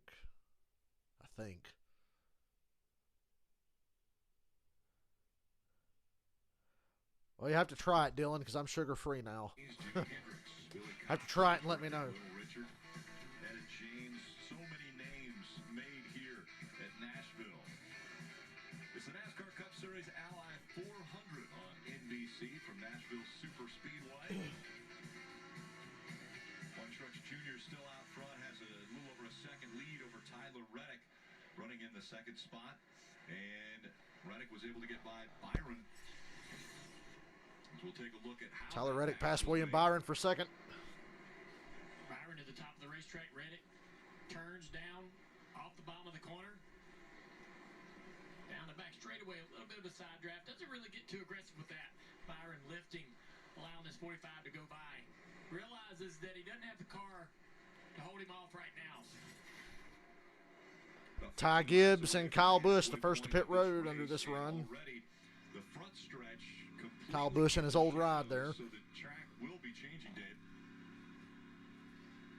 Kyle Busch can pass race cars. We certainly know that, and we saw that in this last run from 28th in the restart after a pit road penalty up to 15th. He needs it to turn a little bit better in the center of the corner. Ty Gibbs below him in the 54 car. It's been okay this day. Pretty loose on that last run, Marty. About the same point in this stage as everyone Here comes Reddick, Byron, Chastain, and Bill, and Blaney, and Larson, and Eric Jones, and Alex Bowman, and Chris Buescher, and Eric Almirola. the further he ran. Also Ross Chastain pulling in. Same comments for Chastain. Said the car just got way too free. So that's sort of the commentary from a lot of the drivers track changing in this run as well, Kim. And for the 5-car, Kyle Larson, he told his team he's struggling on restarts tighter than it was before. Earlier in the run, though, he said it was free in the rubber. We look at Martin Truex Jr. in the pits right now. Martin. Well, Truex is really crooked in his box. Didn't really hurt his exit any, I don't think. Not bad because he still likes the balance. So where they were, they are, and he is okay with that. A little interference on the radio has been annoying, but it's not stopping them from hearing Chase. Oh, we got a spin. Oh, wreck at the entrance of pit road. Oh, Tyler Reddick lost a tire. That's going to be a yellow. Caution's out in the middle of a pit cycle. Denny Hamlin is the leader. He's not pitted yet. Hamlin, Keselowski, Bubba Wallace have not yet pitted. The 45 lost a right rear tire. Son of a bitch. AMR safety truck's going to secure that tire that's laying on pit road. And Steve, when we talked to NASCAR earlier this weekend, they mentioned if the tire comes off on pit road, it's a different penalty than if it comes off on the racetrack. Yeah, but he was right there on the entrance to pit road. Well, yellow to yellow, I would say they'd say it was on pit road. Let's take a look right here. He obviously knows he has an issue. That motherfucker was coming off. Right rear tires trying to come off the car. What a handful. That thing looked like it was evil. He's trying to get it to pit road. Yeah, the wheel's coming off of it. Yeah. Is what's happening. It fell the fuck off. The racetrack there. And my man, Denny Hamlin, is going to be the leader. He'll get to pit from the lead. Only 3 cars in the lead lap. The rest of the field will have to take the wave around. Michael, it's all proceeding as I have foreseen. The prophecy is being fulfilled. What are you worried about, Steve, when you see that wheel trying to do that to the hub there? Is there any damage or anything that you're concerned with? Well, you see the air's out of the wheel, so as that wheel was bouncing, you can see as it comes loose, the brake rotor and caliper actually cuts the aluminum wheel in half, and it breaks the inside of the wheel. So I don't know, imagine there's a lot of damage maybe to the brake caliper. It's probably worth inspecting to see what the situation is, but there's just not a whole lot of At least it didn't clearance. tear the car up. That's what keeps it on the car without the nut for at least a few hundred feet, is it's kind of dragging on the brakes. It's going to take that tire. What a break for me. Over that pit wall. It rolled into pit wall. That's what's so scary. I got the whole field trapped a lap down. Unfortunately, it didn't get momentum. Take that wave around and get behind that 11 car, boy. Had led 33 laps of this race. And now right rear wheel coming off. It's going to take a little bit for timing and scoring to kind of cycle all through, because remember, we were in the middle of pit stops. So Hamlin, Keselowski, Bubba Wallace had yet to pit. So And it could be a huge gain for some of those guys, especially the 23 and the 6. As we we look back. Yeah, Brad was having a crappy race. This might just turn his day around. Billy Scott trying to assess Bubba the was top situation 10 here. early, Dave but Rogers drifted is way here for back. 2311 Racing as well. So 2 laps down for Tyler Reddick. This has been a bit of an issue for the 45 team this year. They have that speed every week. Execution has been a problem, and occasionally pit road has been. That is why I did not bet on Tyler Reddick. I just don't trust that team. In the middle of stage 2 here, Steve, is it game over for Tyler Reddick? What's the path back to getting a top 5 or a top 10 today? Well, at this point, you're going to have to see some yellows in this race if the 45 wants to have an opportunity to recover. It really comes down to where it's cycled. To Dale's point, you see right here a conversation with the team, trying to discuss probably A, what happened, B, what else needs to happen with the car itself. Is there any damage? That's really the answer, Marty. The first thing you have to do is see what kind of race car you still currently have, what kind of damage you have to the race car. If the brakes are fine, you're getting a little concerned about the underbody. It did slide through the grass right there. Still a long ways to go, short of halfway. And I'm thinking, since this dropped during caution, The tire just, it fell off. It wasn't on tight, it fell off. It didn't go down, it didn't go flat, it fell off. Carl will stay on the racetrack. Didn't get it tight. 6 and 23 all came to pit road during all this chaos. I'm going to be the leader. Or it says Truex and Byron are now listed on the lead lap. Were they on the lead lap or not? It was close. I don't know. We'll see. Either way, it's a net gain for me. Maybe not a big gain, but a gain.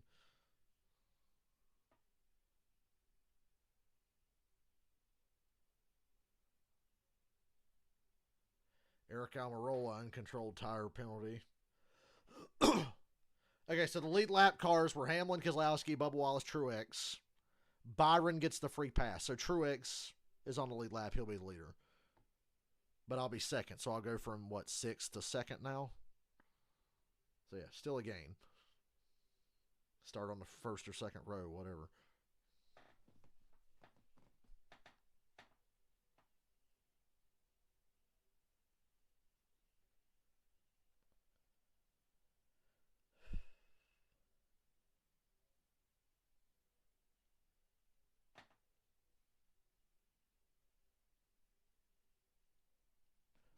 Pick the fine time to leave me, loose wheel.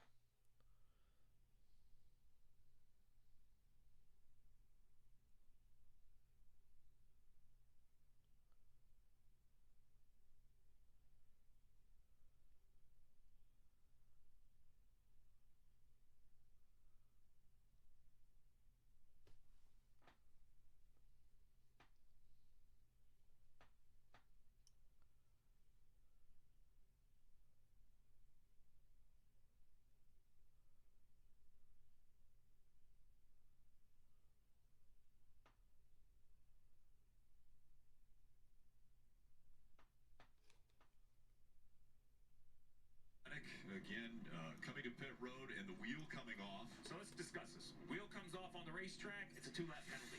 If the wheel comes off on pit road, it's a tail end or a pass-through penalty. So the wheel's loose, you see it. But this car is past the yellow line. He's now on to pit road, even though he's in the We're calling a tire penalty like it's a touchdown or a sideline catch in the NFL. Well, we see here he was just past the line. Because it's under yellow.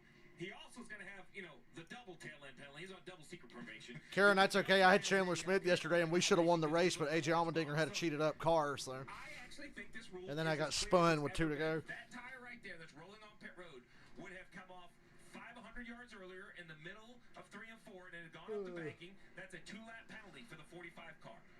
It's all about safety. This is what the teams in NASCAR work together to come up with. He was obviously trying to come back to pit road. This is no different than if it would have fallen off as soon as he left his pit box. The difference is he went back on the racetrack and he had some damage. So to go all the way back to Marty's point, Reddick currently is 2 laps down. He's going to be at the tail end here. It is not an impossible task, but it is an uphill battle. He's going to need some yellows. He's going to have to get a little bit of a lucky break and hope that there's no damage to the race car slowing it down. That's going to be the big thing. We know that the 45 had a great race car. Now, the rest of the scoring, Truex So what is the date the SRX starts? I know the races are on Thursdays this year, which I love. 28, actually. 28 wave around cars out of a 36-car field. 28 wave arounds. List the 8 that didn't wave around. So we have kind of a Truex, Hamlin, Keselowski, Bubba up front. So, yeah, like I said, I went from 6th to 2nd. A whole bunch of those were wave rounds. So it's a confusing point, but it's all going to get reset here. In the end, Truex was the leader before stops. He's still the leader now.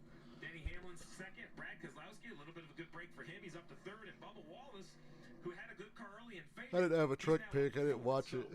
Good break for a couple of those cars. I wasn't in the mood to watch a Fox broadcast. Hey, were you guys taking notes of what Steve was explaining there as far as the wheel coming off? Yeah, I got it, Rick. Yeah, got it all written down right here. But we're going to talk about something else, which is Tyler Reddick and this team, which is a championship caliber driver and team to a certain extent. Yes. But they've got some things to clean up here, KP. Yeah, you know, it's that extra half second, that extra fraction of a second to get that lug nut tight. When you run like these guys have run, you can't afford these mistakes. These are mistakes that take you out of scoring those 10 points for winning that segment, scoring those 9 extra bonus points or that extra playoff. July This is what this team 13th. has to clean up SRX. to be the type of championship. Stacked fields this year in When we talk about SRX. Kyle Busch or Joey Logano and those teams. Yeah, and before we send it back up, I'll get to stream Casey Kane racing for the first time in my NASCAR streaming career. 3 wide for 3 laps. These guys thought they were in Talladega or something. Listen, that's old school racing right there. Yeah. You used to see that at the fairgrounds. You see it at Talladega. You see it at Daytona. You see it other places. But on a 1.5 mile racetrack, on this mid-range super speedway, very rarely. I was on the edge of my seat, and I know you were too. Yeah, sure was. Well, we were as well. As Rick Allen's like, well, we were too. sidelines for the restart. Dave. Kyle Busch is back in the mix. Here's a discussion with his team. We got a good car, man. We'll make up for it. You're doing a great job out there, all right? Yes, sir. My bad getting us behind. We'll keep marching along. Yes, sir. Doing a great job. Little positivity there between crew chief Randall Burnett and Kyle Busch. 15th now as they go by the choose line and within striking distance of the front. Dave, there are things in a race that can really change your outcome to the good or the bad. That was a situation right there where 2 drivers in cars, the 6 of Keselowski, the 23 of Bubba Wallace, that caution came out at a perfect time. The 6 was 18th, the 23 was in 22nd. Look where they're running now. They had not pitted. So This field is so fucked up because Cindric is multiple laps down. He's lined up in 5th place. So the 11 and the 19 lead lap. 6:23 lead lap. 24 lead lap is a free pass. The 2 is a lap down. This is a very rare occasion, so the field's a little mixed up. What you need to know, the gift cards on the front row, that's for the lead of the race. The first 2 rows are all for position. Again, race leader Mark Truex Jr. Good restart by Hamlin. Keselowski. Oh, Keselowski spread the tires. Look out. Oh, big wreck. Kyle Busch, Blaney. Oh, save it, save it, save it, save it, Blaney. No. Oh, Blaney hit hard. Close call there. Blaney may have gotten Oh, Blaney's junk. into the inside wall. Keselowski spun the tires. Didn't get going. From that car, man, Blaney's the one who ate shit. Kyle Busch, I think, got away pretty clean. must have been a pretty hard impact. We don't see these cars suffer that much damage. Hey, at least the next-gen car bends now when you fucking crash it. With the improvements to the front and rear clip, they've made them a little more collapsible so that they do collapse so that the driver doesn't take so much of the blunt of that force. You can see right Blaney there hit hard. where the car impacted this wall on the inside. AMR safety crew immediately to Ryan. That is heavy damage. The front of that car is really destroyed. Yeah. Well, hopefully Blaney doesn't have to miss the first Chicago street race next week. On the interior. He's of not this getting out of the racetrack. car. He took the winning net down, but he's slow You put getting out. secondary all the way around this place on the inside, outside. You sometimes don't put it somewhere. Cars have a way of. Why is there not a safer barrier there? You can obviously hit there. Circuits throughout the series. Cars go in places you never thought they would.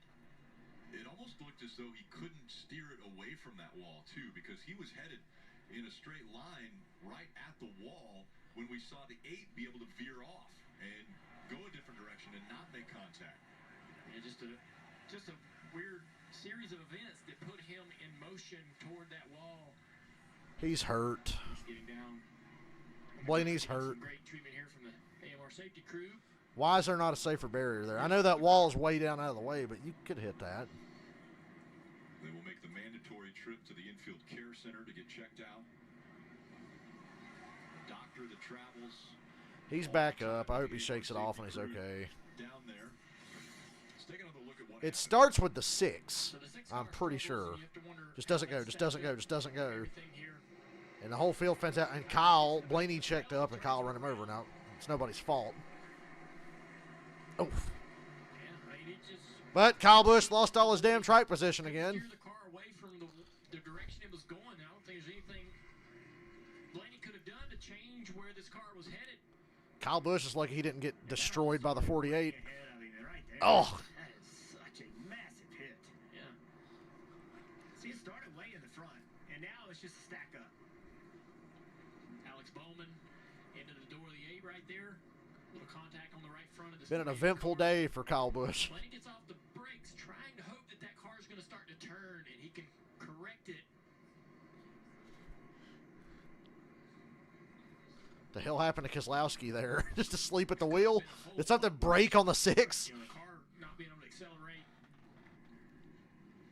Well, that'll sort out the weird running order of the field. This quick caution. Right there. Not even, it's not. Joseph Newgart's going to drive the 12 next week. I figure if Blaney did get hurt and had to miss next week, it'd be Cole Custer. You know, look at Although I don't think that's allowed. If you're running the Xfinity race next week, you're not allowed to run the Cup race. And if you're running the Cup race, you're not allowed to run the Xfinity race. So it would have to be an outsider. If it hits a glancing blow, It couldn't be somebody from another race. You're not allowed to do both races next weekend. It's one or the other. As you mentioned, Rick, NASCAR has done a lot to these cars over the last year to try to allow these cars to absorb these type of hits better, and we typically aren't seeing this type of damage with these impacts. But now, as they have made some changes to both the front and the rear clip, that's the repercussions of it. You know, that's going to tear up a lot more stuff.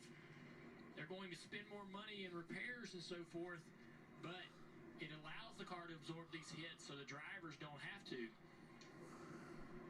Halfway through the race. When we saw the 6 of Brad Keselowski was the car that seemed to have a trouble going on the restart. Let's listen in. This thing did not go at all. It hit me so damn hard, I lost the shifter.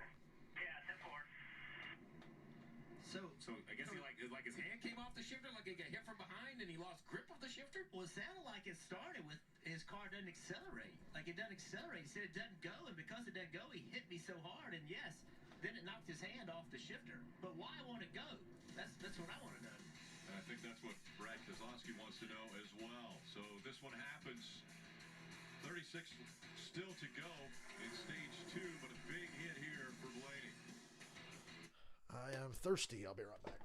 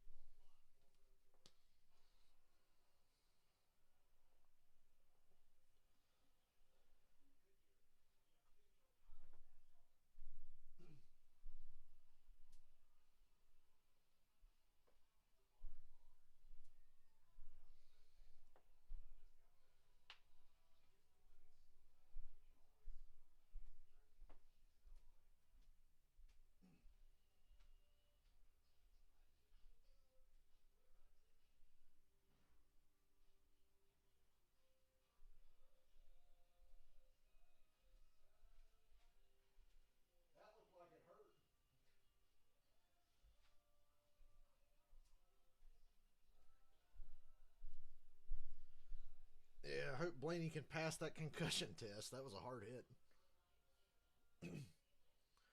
They're definitely watching the onboard of the guy who's having to pass everybody repeatedly.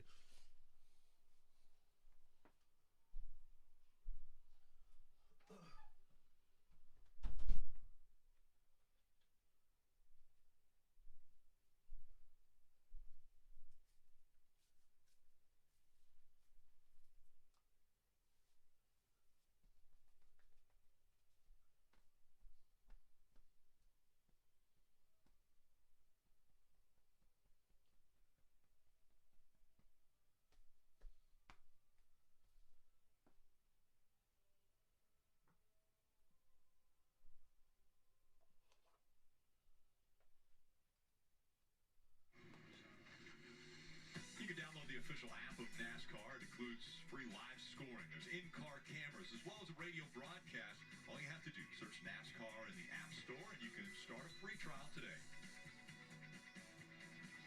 Sun setting here on Nashville, Tennessee. Still 34 laps to go in stage 2, just past the halfway point of this race. We look back. Remember, there's a maybe chance of rain later. Not a very high chance now. But we're past halfway.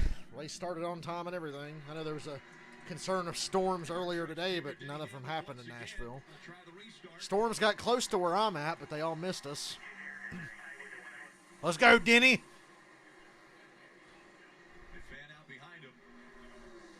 How's that 11 car look out front? Let's find out. Let's find out. Go get it, Dennis.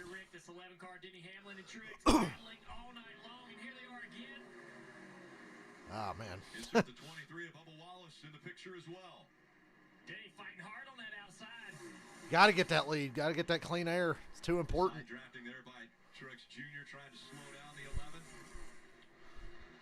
Denny shoots high here to get a good Truex can drive so deep in the corner on the bottom. It's crazy. good speed in the center. See that helped him a little bit through the middle of the corner. He's able to stay side by side. Down the back straightaway. Byron side by side with Bubba for third. That's why they're losing ground to the 19 and the 11.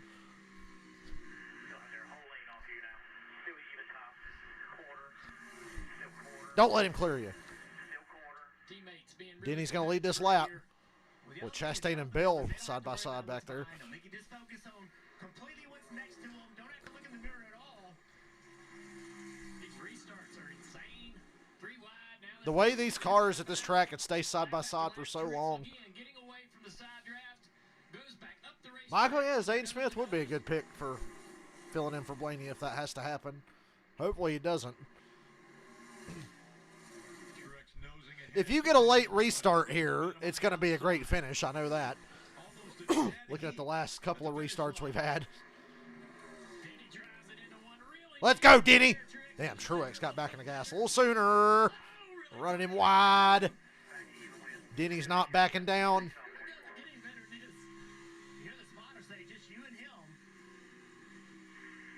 Lean on him, Dennis. Don't take no shit.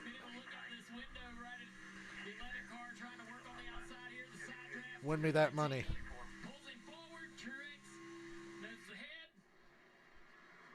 Denny swings wide again. Tries that same entry into one. Yeah, Truex can't clear him because the 11 of Hamlin's able to just go to the gas. Hamlin's clear. Woohoo! Just be able to carry that momentum on that high line. Lap 157. My pick is out front in the lead. Up there like, yep, I got you. Truex wants to get back there and race him again. Take the spot back. Hamlin now has been out front 8. There's 4 Toyotas in the top 5. I just realized. 54 laps. Jr. was out front for 50. Eric Jones top 10. Watch what these drivers do. Wherever Hamlin goes, Truex is going to try to go somewhere different. You guys see how bad Stewart Haas Racing is doing? Hamlin's trying to get I haven't even seen Ryan Preece today. Truex wants the bottom, so he's going to the bottom.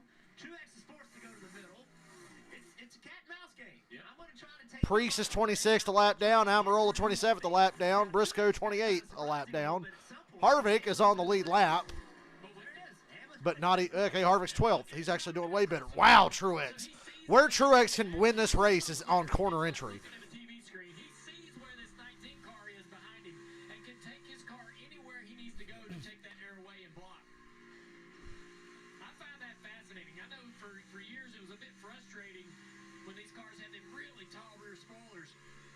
There's giant ass spoilers that Junior talked about before. It's so close in speed that anything you can do to hurt your competitor, it matters. I mean, it's amazing how close in speed. Chastain sliding up into Bell. Just barely stayed off him. Yeah, the 1 in 20, they're really close off. And Bell's leaning on him in the corner. Hamlin with a 2-car length advantage. Now Chastain takes the spot. in front of Martin Truex Jr. and increasing. While Ross Chastain trying to fight his way back up front. Chastain up to 5th. Bubba Wallace in 4th. William Byron in 3rd. Good 9-car Chase Elliott with a good run on the 20 to the inside down the back straightaway. Noses up even into turn 3. Rebel struggling just a little bit. Lost the spot to Chastain. It's going to stay right here on the door of the 9 down the front straightaway. Christopher Bell fighting in that Toyota to get by the 9 of Chase Elliott. About all the racetrack in the shade now, with the sun headed down.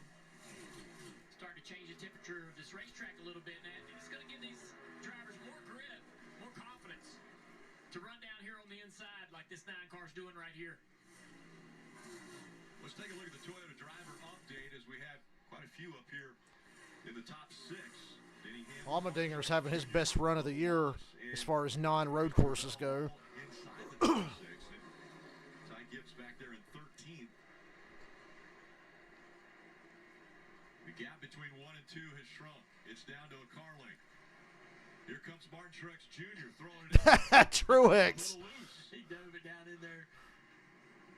Working It's hard. funny, man. You can see it right there how Truex like, here we come, man. We're just drive in there and see if we can fit. Eric Jones, Then he closes it a up. Legacy Motor Club car, is trying to pass Kyle Larson for a top 10 spot. Really fast in practice. What a day. Jones, he went out early in qualifying, and that really hurt him, but he's driven up through the field.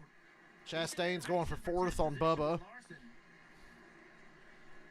They need a good run. Been a tough year. 2 top 10s this year. You had 5 at this point last season. Dave, what you got?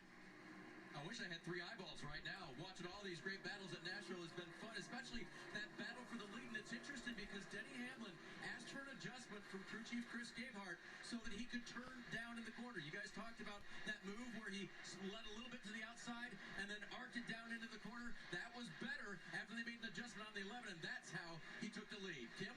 And Eric Jones running in the 10th position. The last 2 stops, they have made no changes on their race car. They felt really good in practice, just did not qualify where they wanted to. 2 free in qualifying. And when I talked to Dave Allen, the crew chief, they said they would be disappointed if they didn't finish top 15 today.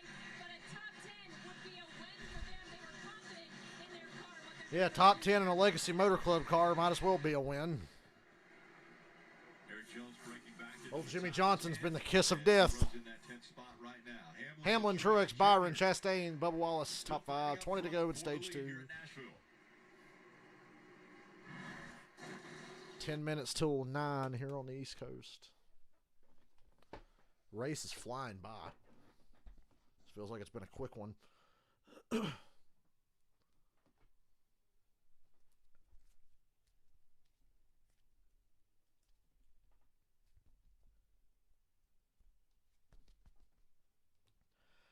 Harvick just got a shove from Keselowski down the back.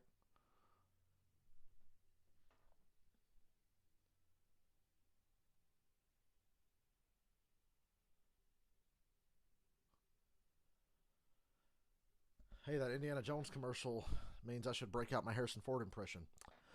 I'm Harrison Ford. I hate Star Wars, and I'm in Indiana Jones. Whoops. It's my Harrison Ford impression. I hate the fact that I was in Star Wars, and but I love Indiana Jones for some reason. The penitent man, the penitent man, the penitent man kneels before God. The penitent man. It's a deep Indiana Jones reference for you. The penitent man, the penitent man. Sean Connery's in the other room. The penitent man kneels before God, you fucking cocksucker.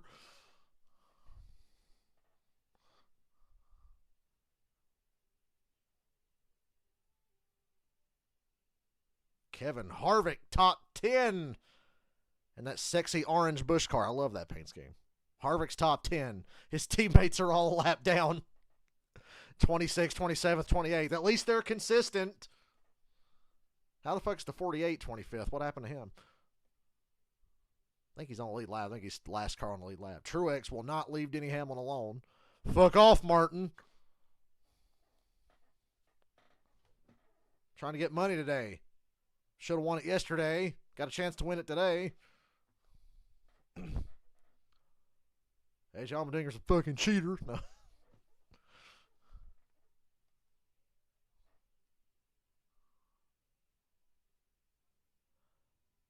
I want to hear that Chicago commercial for a second. Street racing next week at 5 o'clock. Damn, I'm going to have another Sunday afternoon all to myself. And then Atlanta the following week's a night race on Sunday night. So fuck yeah. Get to enjoy my Sundays. Martrex Jr. fighting back as Denny Hamlin has been out front now for 15 laps. 22 in total, but after the battle between those two cars, Denny's still keeping that anywhere from 1 to 3 car advantage over the 19. News this week, Kevin Harvick wrote a letter to Josh Berry because we found out that Josh Berry is now going to be driving the number 4 for Stewart-Haas Racing after Kevin Harvick finishes the season. We knew this was his final year. He's going to go to the broadcast booth, work for Fox Sports. Poor bastard's going to work for Fox. As he steps away, the 47-year-old, 60 career. Probably step away from that after a year or two of it. Poor Jeff Gordon got sick of it. As well. What a career it's been, but that was the big news. The naming of Josh Berry will be behind the wheel of the 4 next year.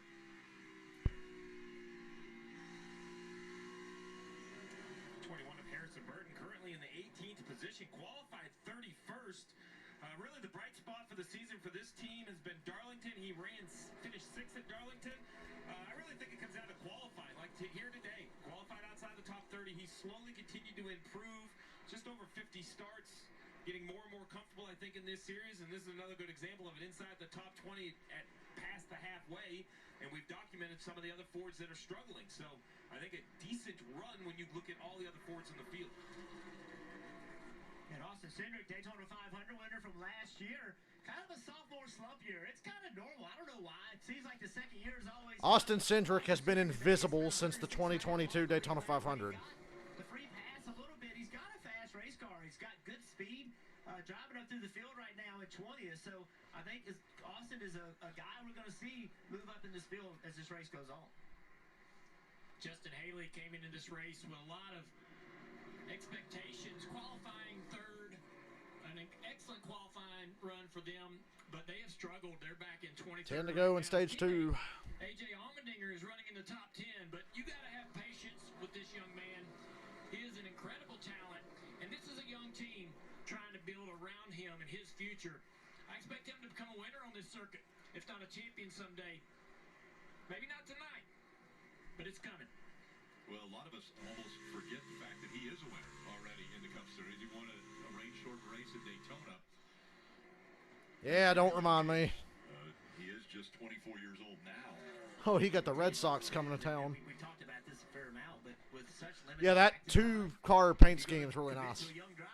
Christopher Bell just passed Bubba for 5th. Bubba needs the stage points. He was like 44 points above the cut line coming in, and Bowman's having a shitty day, so that's good for Bubba. Plus we had Test. It's just a different world now. Good little battle right here for 15. Man, that McDonald's paint scheme sucks, dick. Christopher Bell. Fucking test car. It's like somebody bought a gray diecast and stuck McDonald's stickers on it. Blaney looks like he's okay. I feel better now. Shame. End our night early. I thought we actually finally got decent there. Started the second stage, and I don't really know what happened. Someone checked up on the restart, I guess, and I kind of checked up and got hit from behind. I didn't know if they were wrecking, and I just couldn't get it straightened out.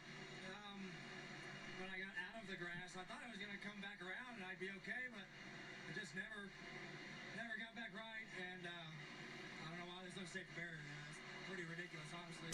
That's what I said, Blaney. So,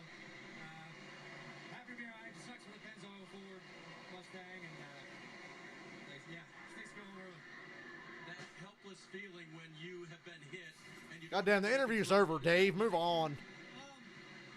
I honestly, I thought I was going to be fine. I really thought I was going to be okay once I got past the grass, back on the asphalt. I thought I could kind of swing back around when I got off the brake. Just never did. It was just at that weird angle. So, yeah, I thought I could get back on straight until last second. Just never came back. Glad you're okay. We're going to have a 3-car battle for the stage win. Here comes Ross out of nowhere. Ross closing in with 5 to go on Truex and Hamlin. Truex is close enough to keep Denny honest. I think Denny's going to hang on here. Some rear impacts over the offseason, some updates. So let's take a look at our Toyota virtual car. We'll kind of go through the updates over the offseason. Starts at the back mostly. The rear bumpers, those yellow pieces, they're thinner aluminum, so they would compress a little bit more. But the updates take more than just the bumper. If we go a little bit further into the car, we're going to take the rear clip off. You see the red upper and lower bars. The upper bar removed completely to allow this to compress more.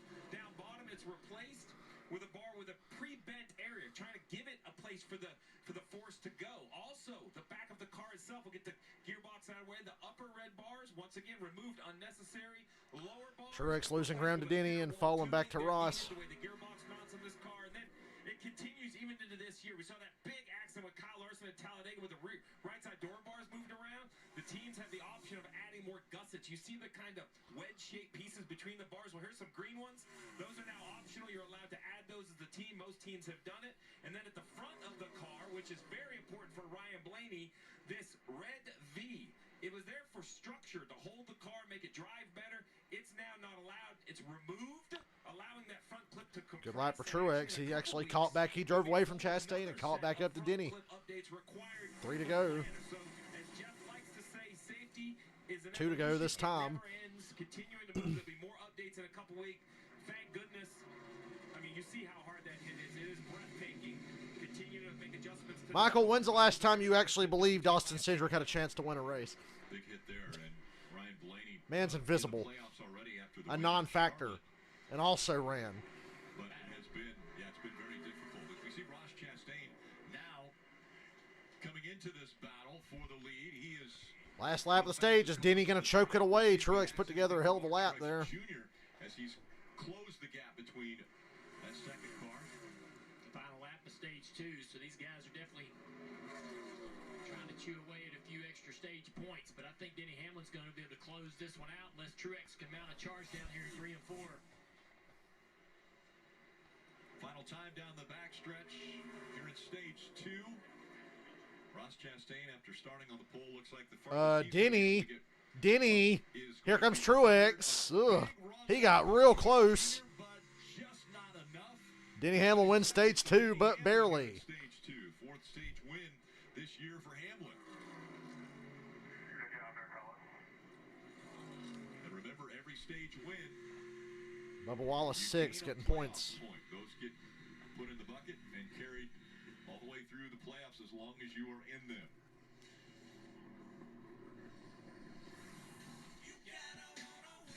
Tyler Reddick won stage 1.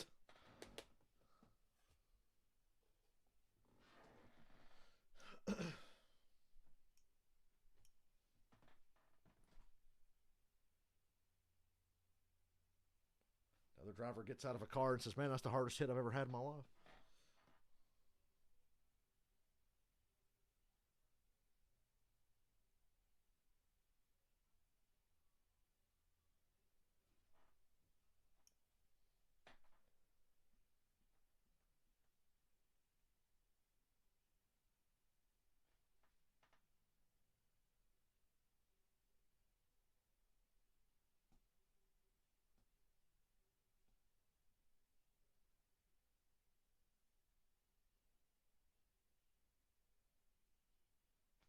Oh, wait, I got to watch the new episode of Dead City after the race. The Walking Dead's on tonight, so...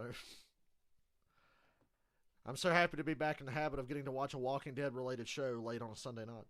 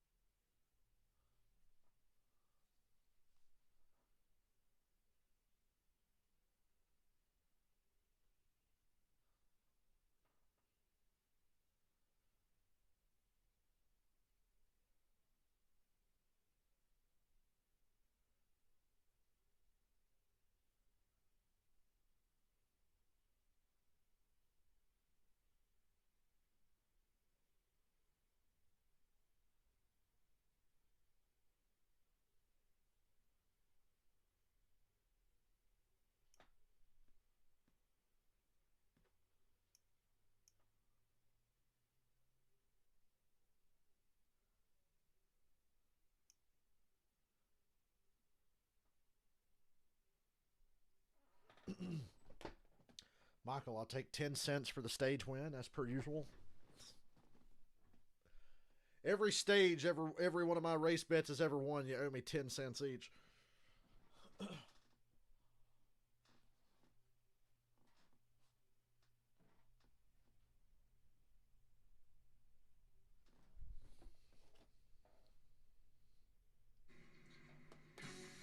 NBC Sports coverage of NASCAR is brought to you by Liberty Mutual Insurance. Only pay for what you need.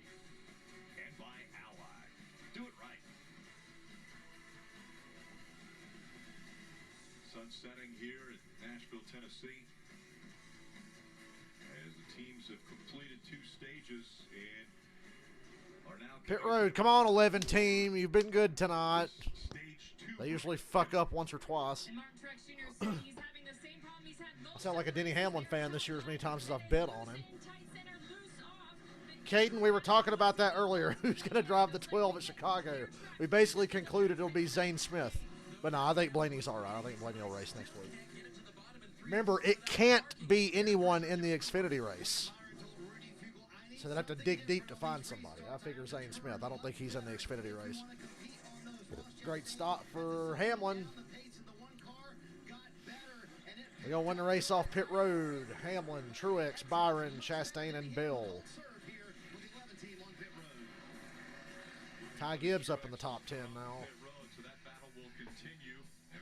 All right, 11 team. 1 pit stop to go if this fucker stays green all the way. Split this stage in half here, I figure. So we just got to pit one more time if there's no cautions. I'm going to run to the bathroom.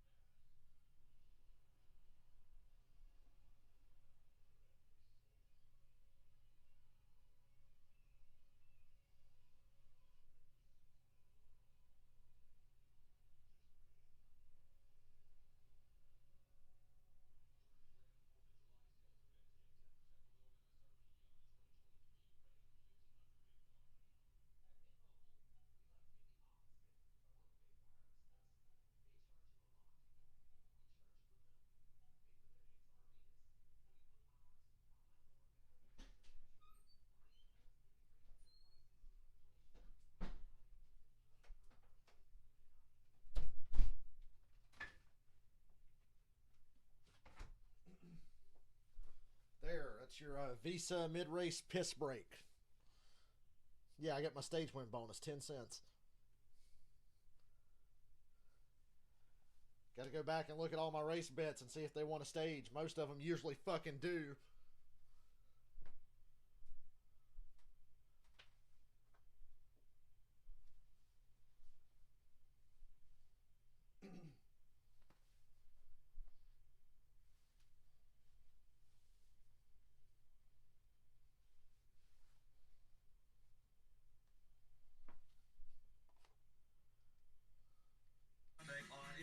Hey, you know we're racing in Chicago next week? Racing on the streets of Chicago. Yeah, that's right. Coverage beginning at 5 p.m. Eastern for the Cup Series. It'll be 4:30 on Saturday for the Xfinity Series. That's on USA. So many great views when you go to Chicago, see the skyline. And right now, Parker Kligerman is enjoying. Oh no, and the car is upside down, barrel rolling into Lake Michigan. I believe you've got the fountain right there with you.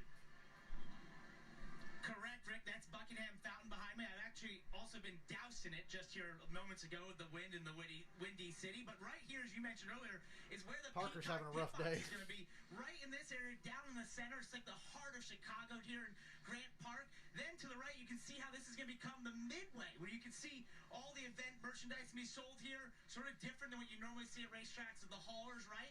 And then as you shift back around, you'll notice all this space. Well, this is going to be the midway for the race because it's more than just a race. It's an event. There's going to be concerts here as well. Down, this will be the entrance to Grand Park, to those concert stages with the likes of the Chainsmokers on Saturday, Miranda Lambert on Sunday, and I've just been told all the Cup drivers will be a part of that show on Saturday with the Chainsmokers, but the winner of the Xfinity race is also invited to go hang out with the Chainsmokers. So I've decided, guys, I need to win this race on Saturday to go hang out with the Chainsmokers, and also for many asking, if I win this race on Saturday, I'm going to that fountain. I've been told if I go right now, that's highly illegal, but come when NASCAR takes over this area next weekend, it might be legal. When we went to the racetrack, A.J. Allmendinger also said that if he wins the race, he will also jump into the fountain. So you guys are going to fight for whoever gets wet. Okay, please let that become a Chicago street race tradition. As long as we race there, you got to dive in the fountain if you win. Getting ready for the restart. Chirac. Final stage underway. Easy there, Brett Griffin. Denny Hamlin, Martin Truex Jr. Hamlin, Truex, Byron, Chastain, Bill, Elliott, Harvick, Keselowski, Gibbs, and Larson. Eric Jones, Suarez, and Chris Buescher lurking right on the edge of the top 10. What happened to Bubba? He went from 6th to 16th on pit road. What the fuck? Typical 2311 pit stop. Here in Nashville. Still up there in the top 5, the one of Ross Chastain, William Byron. 108 laps to go. Denny, let's set sail, buddy. Get up here and clear that 19. Oh, he stayed down to block Ross. Let's get out front, Denny. Let's ride. Give me some money. Whoa, who's that 3 wide in the middle? That was Eric Jones. Almost wrecked half the field. Hamlin gets clear. Chastain going for second. Chastain making a comeback. He's fell back a little bit, 5th or 6th. He's up to second now. Austin Cindric got a penalty on those pit stops. Too fast entering.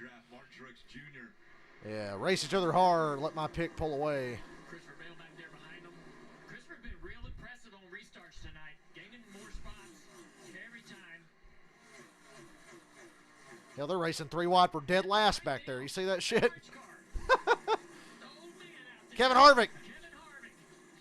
6th place. Suarez, 8th. Harvick just passed a Stewart Haas car, passed a Hendrick car. Man, Harvick's good. Harvick's got this Ford rolling. They don't really start races out really fast, but they improve as the night goes on, as the day goes on, getting better and better, up to 6th place right now. Battle for second, top of the screen.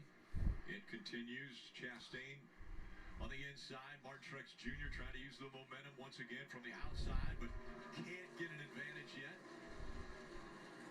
Dale, Jeff, you guys have talked about it time and time again, but there's no better, I think, view of it than these 1 and the 19 side by side. Those Xfinity cars are so dependent on side force, they were kind of unable to do that.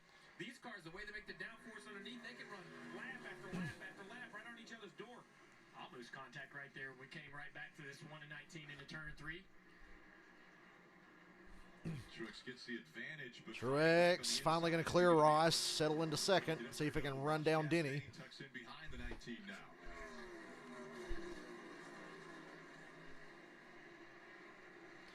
So Hamlin out front, and he continues to add to his laps led. He's been up front for 47 laps.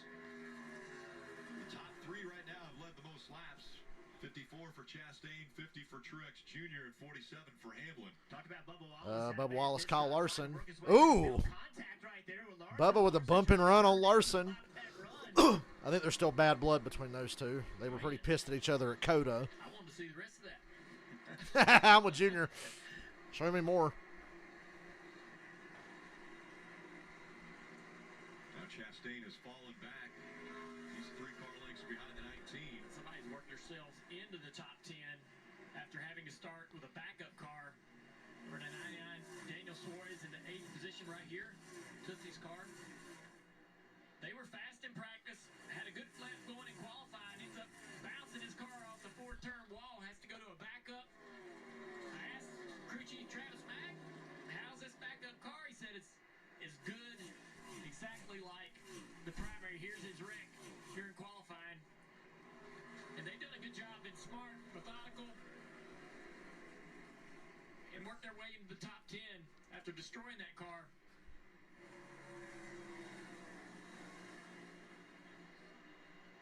Marty. From 34 juniors, you mentioned, welcome to the top 10, Daniel Suarez in that backup car. And it's not been an easy run for Suarez either. They know they have the pace in the car, and Suarez has been frustrated a couple times, sitting back in traffic, having a car much faster than the guys in front of him. But Junior, I love the word you mentioned, methodical. Travis Mack has been incessant on the radio to say to Daniel, hey, be calm, be patient. You know you have the car. How patient do you have to be? 100 laps to go. When you start all the way in the back, Junior.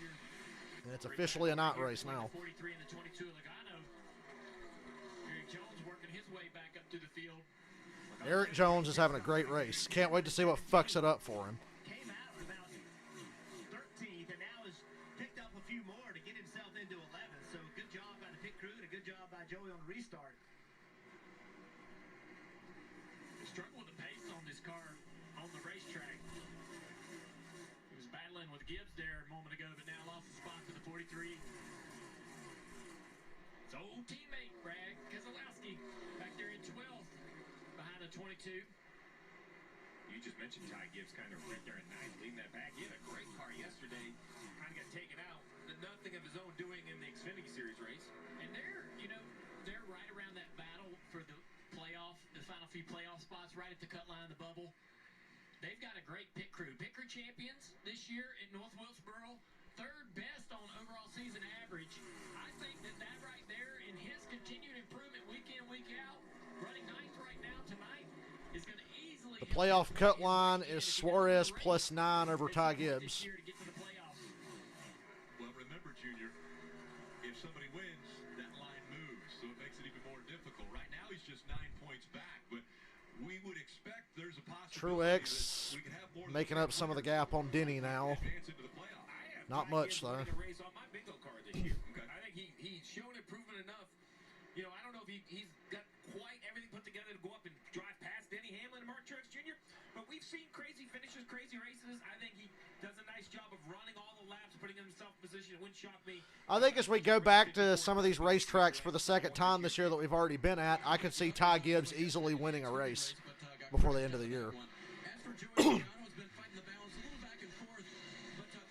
That's what they were talking about just now. Can Ty Gibbs win before the year's over? I think he can. Hard to say where I think he would, but like I said, going back to some of these racetracks for a second time.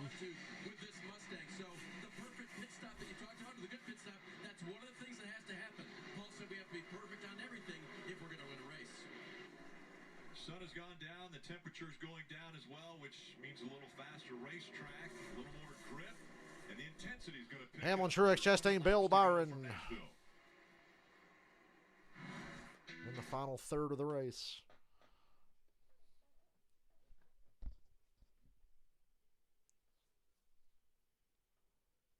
I'm always leading when there's just too many laps left, you know?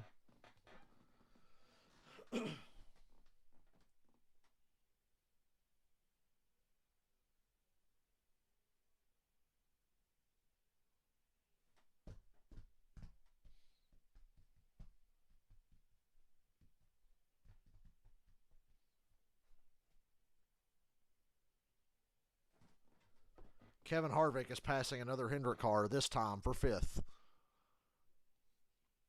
Top 5, Kevin Harvick. In his creamsicle Busch Beer car.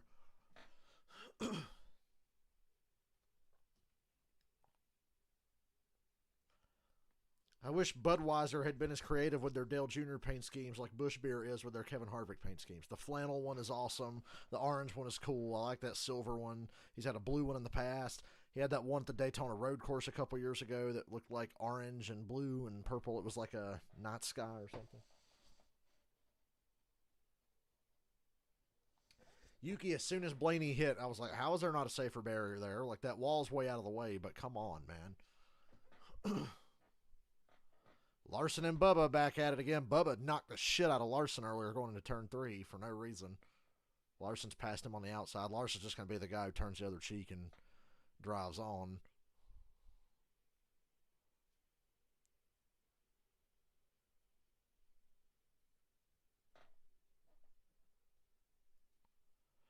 I think that incident with Blaney might have knocked the good out of Kyle Busch's car. He doesn't seem to be flying through the field like he was earlier. And Truex is on the bumper of my race bet for the lead.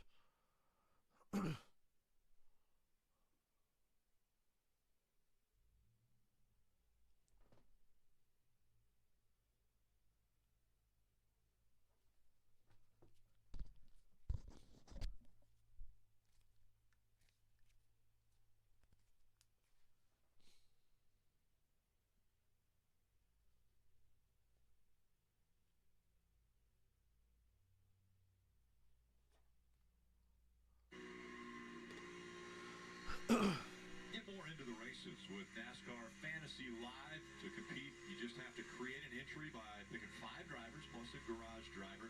You can keep tabs on your lineup and even make in-race adjustments to maximize your score. All you have to do is visit NASCAR.com/fantasy to play. Still up front, it's Hamlin and Martin Truex Jr. 1 and 2, separated by about a quarter of a second.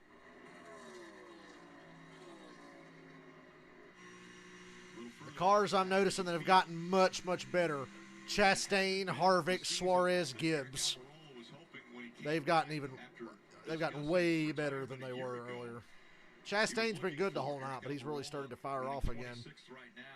The Hamlin and Truex are the class of the field. Hamlin ran about 5th or 6th till he got to lead under that caution where everybody was a lap down. But he stayed up here. He restarted 2nd after that and took the lead and held it ever since. Really like that relationship that they have with Eric. Well, the struggle for Eric really has been a Stewart-Haas racing issue. Look at what it takes for Austin Dillon to outrun Kyle Busch. It takes Kyle Busch being in multiple incidents and having repeated problems. John Klossmeyer was replaced with this man, Richard Boswell.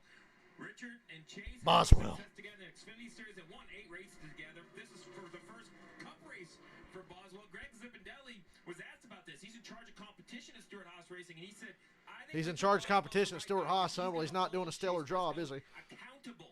Not that he isn't doing the right things, but somebody needs to make sure he has everything, Marty, he needs as a race car driver. Everyone needs oversight, and that's what Greg Zipadelli thinks. Any news on Blaney? Blaney seemed fine in his interview. He seemed like he was all right. Said it was the hardest hit he's felt, but I think he's okay. He did not seem concussed, so. Kevin Harvick is 4th.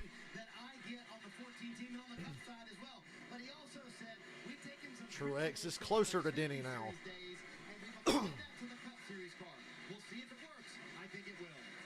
Seeing a lower screen, Austin Dillon. It's not really been a clean year for Austin Dillon. 5 DNFs. They had that huge penalty. That's really hurt them in the points. Austin Dillon sitting there running 16th tonight, a solid run. His teammate right there with him on speed. So Austin and his team, they just need a turnaround, but they're definitely going to need a win if they're going to make the playoffs. Another driver's going to need a win to make the playoffs. Is 41. Well, they better hope 25 cars go into turn 1 at Daytona again in August and crash in the rain. Had a great run at Martinsville. If he wants to make the playoffs. 141 laps, but no top 5s this year, no top 10s. It's been a tough season for Stewart-Haas, as we mentioned, but I think that they have the talent behind the wheel in all of their race cars. Just a matter of I don't know, Junior. Eric Almirola kind of sticks out like a sore thumb. I think Priest has a bright future, though. They're not immune to it. As the battle for the lead continues to heat up, Truex seems like he's a little quicker. Just can't really find the clean air he needs. You can see him every once in a while getting some runs, taking some jabs. Not ready to throw that right hook yet. Yeah, he keeps searching. He'll go a little higher, about a half a car length higher than what Denny Hamlin will run. And then sometimes he'll duck down low and see if the lower line helps him gain any position. He's gotten all the way up to about a 1/10 of a second behind, but now drops back to about a 1/4 of a second. I feel like Denny Hamlin and this team, I don't think they've gotten the finishes that represent how fast they've run. like this is a little bit of an underappreciated team this year. They're really fast every week. Seems like they've had a lot of problems late in races, and it wouldn't surprise me to see them go win 3 or 4 before the playoffs start. Just have a lot of speed in this car. 82 remaining. They still have to come to pit road at least one more time. And Cruising. out in front of Martin Truex 82 to go. 82 to go. You're surprised at Suarez, and I'm surprised at Eric Jones. You grab that Gatorade again.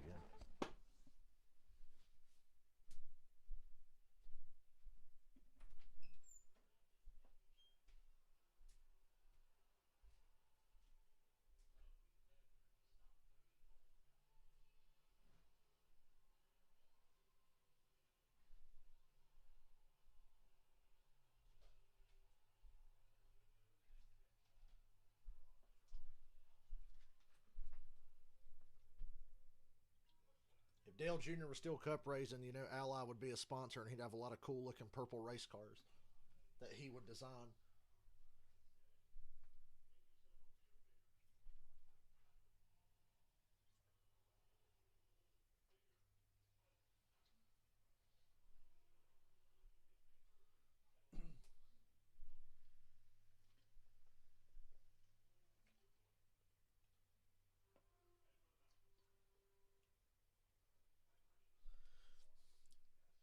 Jimmy Johnson will be back next week for the street race.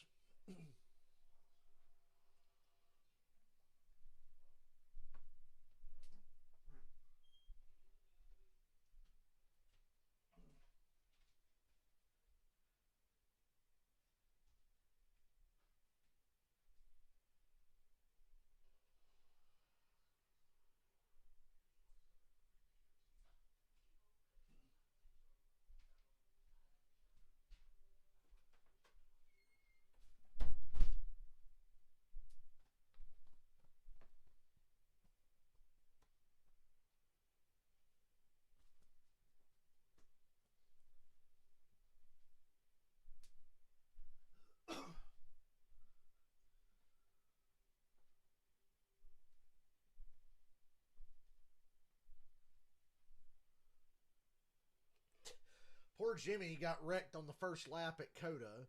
He ran top 10 most of the Daytona 500 and got wrecked in overtime. And then I was at Charlotte, and he was marching through the field.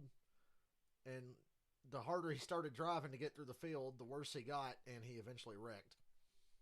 So, not been a great year for Jimmy Johnson in his part-time return.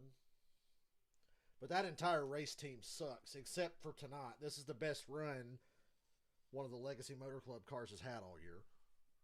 A couple NASCAR drivers, Ricky Stenhouse Jr., Ryan Blaney, and William Byron, hit the golf course last month to work on their driving skills while the PGA Tour was in Charlotte at the Quail Hollow Club. Next week, the PGA Tour is going to be in Detroit.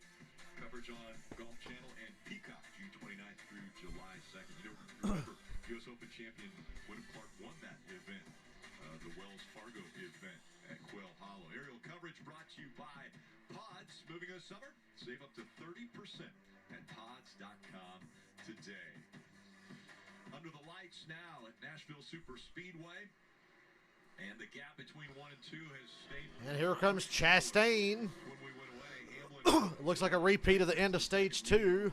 Truex staying with Denny, but getting pressure from Chastain now. Chase Elliott going for 5th. Keeping himself in the mix here. The pit window is just about open to make it to the end. Everybody still needs a pit stop. 33 laps on this set of tires. Tyler Reddick just went another lap down. Boy, he led stage 1, looked good early. Oh! Ross, Truex slipped up just a little bit, and Ross was all over him. Chastain, second place. We're going to have Ross versus Denny for the win. Really good speed. See right there, it just lit up.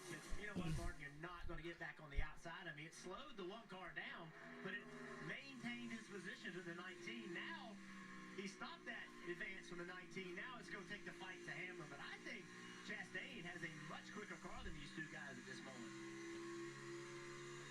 Chastain with a late race resurgence. What you just said, Ross Chastain's going to take the fight to Hamlin. These two, it seems like every racetrack they go to, each other. So look what Chastain is doing here. He is lifting early. Watch Truex. Dane's on him in the corner. But now Chastain goes to the throttle. He goes to the throttle soon, gives up some speed on corner entry, and that really helps his corner exit speed. We don't see that work a lot with this car, but on this racetrack, it has been effective. Denny looks in the mirror and he sees a new car behind Yeah, him. Kyle Busch bouncing back a little bit. He picked up a couple spots, past Bubba, past the 3, past Busher. One car right up to the back bumper. A couple more car links here, and he'll be there. Where does Denny go to try to take away that advantage? Just like last year, Chase Elliott getting better as the race gets into the knot. Chastain doing the same. Shifted tonight. Big change in this racetrack in the last probably 20, 30 minutes, and it seems to suit this one car really well as he comes on in the long run here. Look at that. He just is able to run lower in clean air, carries really good speed through the middle and the corner exit.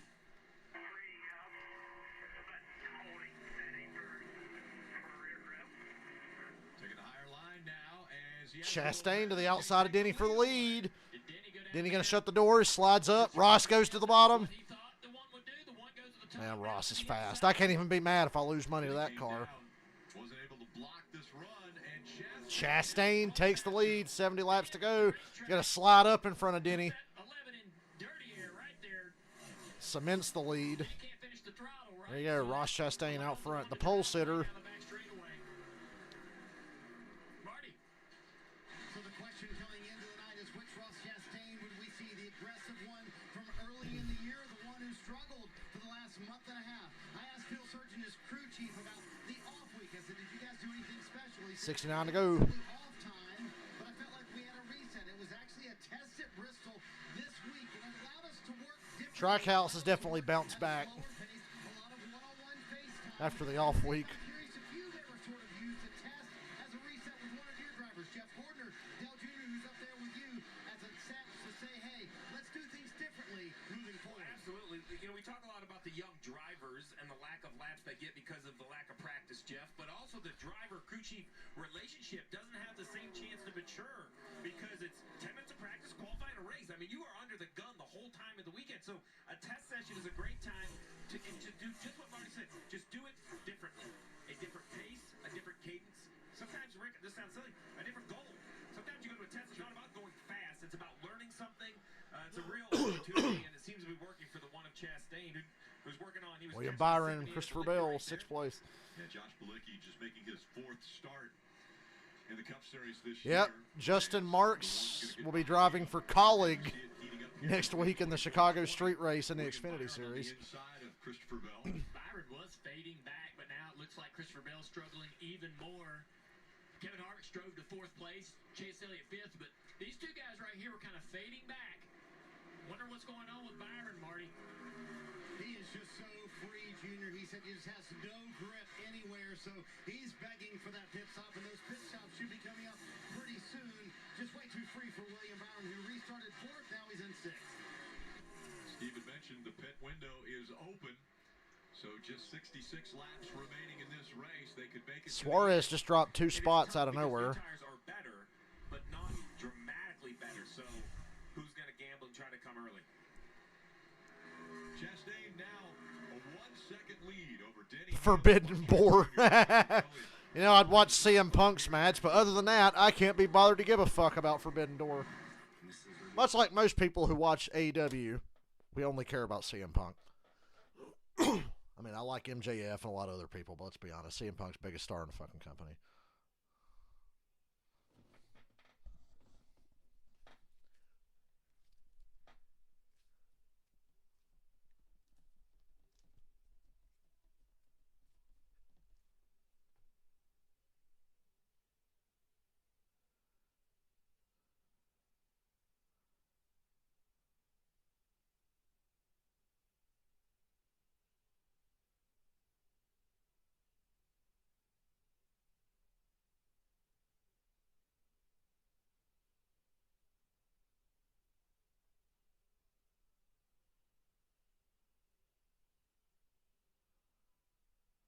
I watched Collision last night. I saw on Twitter Punk's promo after the show went off the air.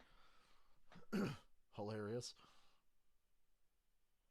Even Eddie Kingston came out today and defended Punk. We know Kingston doesn't like Punk. He's got heat with Punk going back 15, 20 years. But even he said, man, all this bullshit about the divisiveness is none of it's fucking true. He said Punk's doing his thing. It's good for business, and nobody's pissed about it. So, but the rumor mill, I mean, Meltzer and those guys aren't going to shut up trying to start drama and make up shit. Chris Jericho's going to keep feeding them bullshit, and they'll lap it up. Yeah, Jericho, we know it's you. You washed up fucking has-been. Harvick has a tire going down. I can't tell where he is on track. Oh, man, Harvick's got a right rear tire down, and he's just coming off of turn 2. If that tire carcass rolls off, this could be the yellow. What a shitty break. A Stewart-Haas car running top 5, and they got a problem. Yeah, you can pit and make it from here, but look at the time he's losing. Well, and there was a cycle of green flag pit stops. People had started to come, but now with the force slow, they don't know where that tire carcass, if it'll come off the car. So green flag pit stops have ceased. No one is on pit road right now until they see this four safely get to pit lane. AEW Collision's been good the first 2 weeks, I must admit. Harvick's tires stayed on. Lost a lot of time, though. 60 to go. He's on pit road. What a good run they were having. How's Harvick feeling? Just peachy. Chase Elliott comes to pit road. I think he's the first car in the top 10 to make a scheduled stop. Harvick kind of had his hand forced.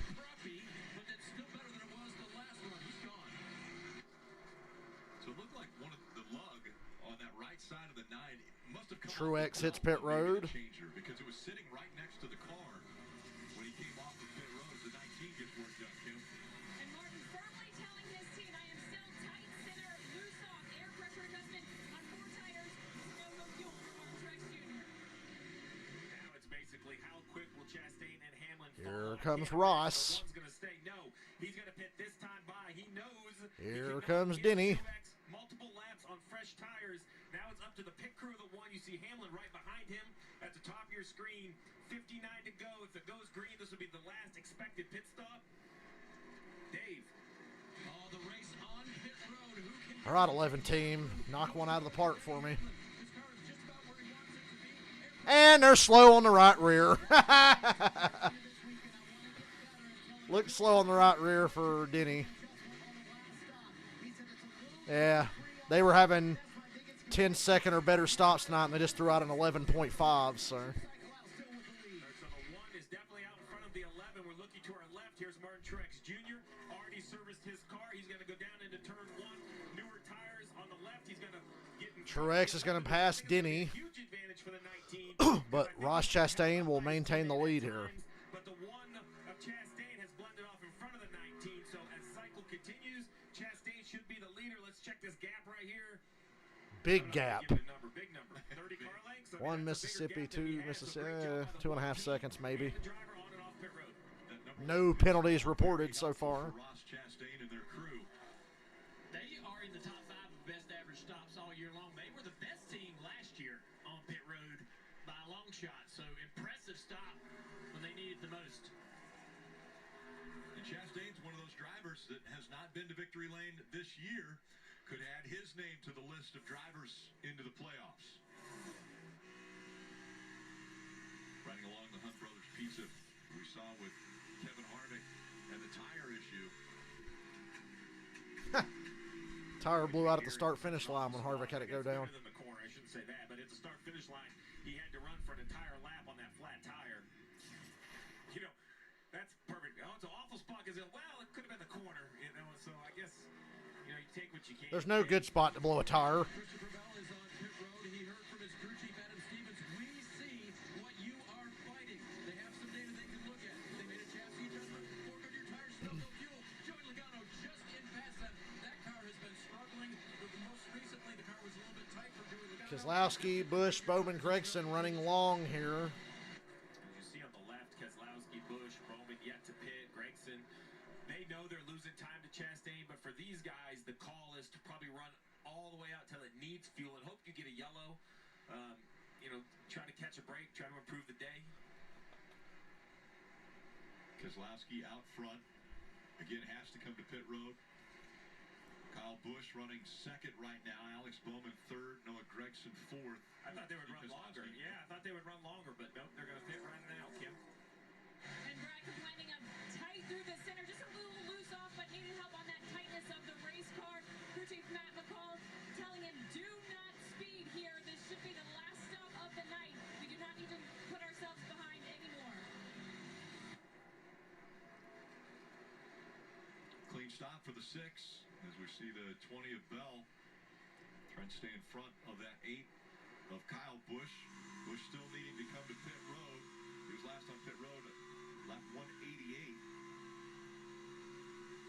60 laps ago.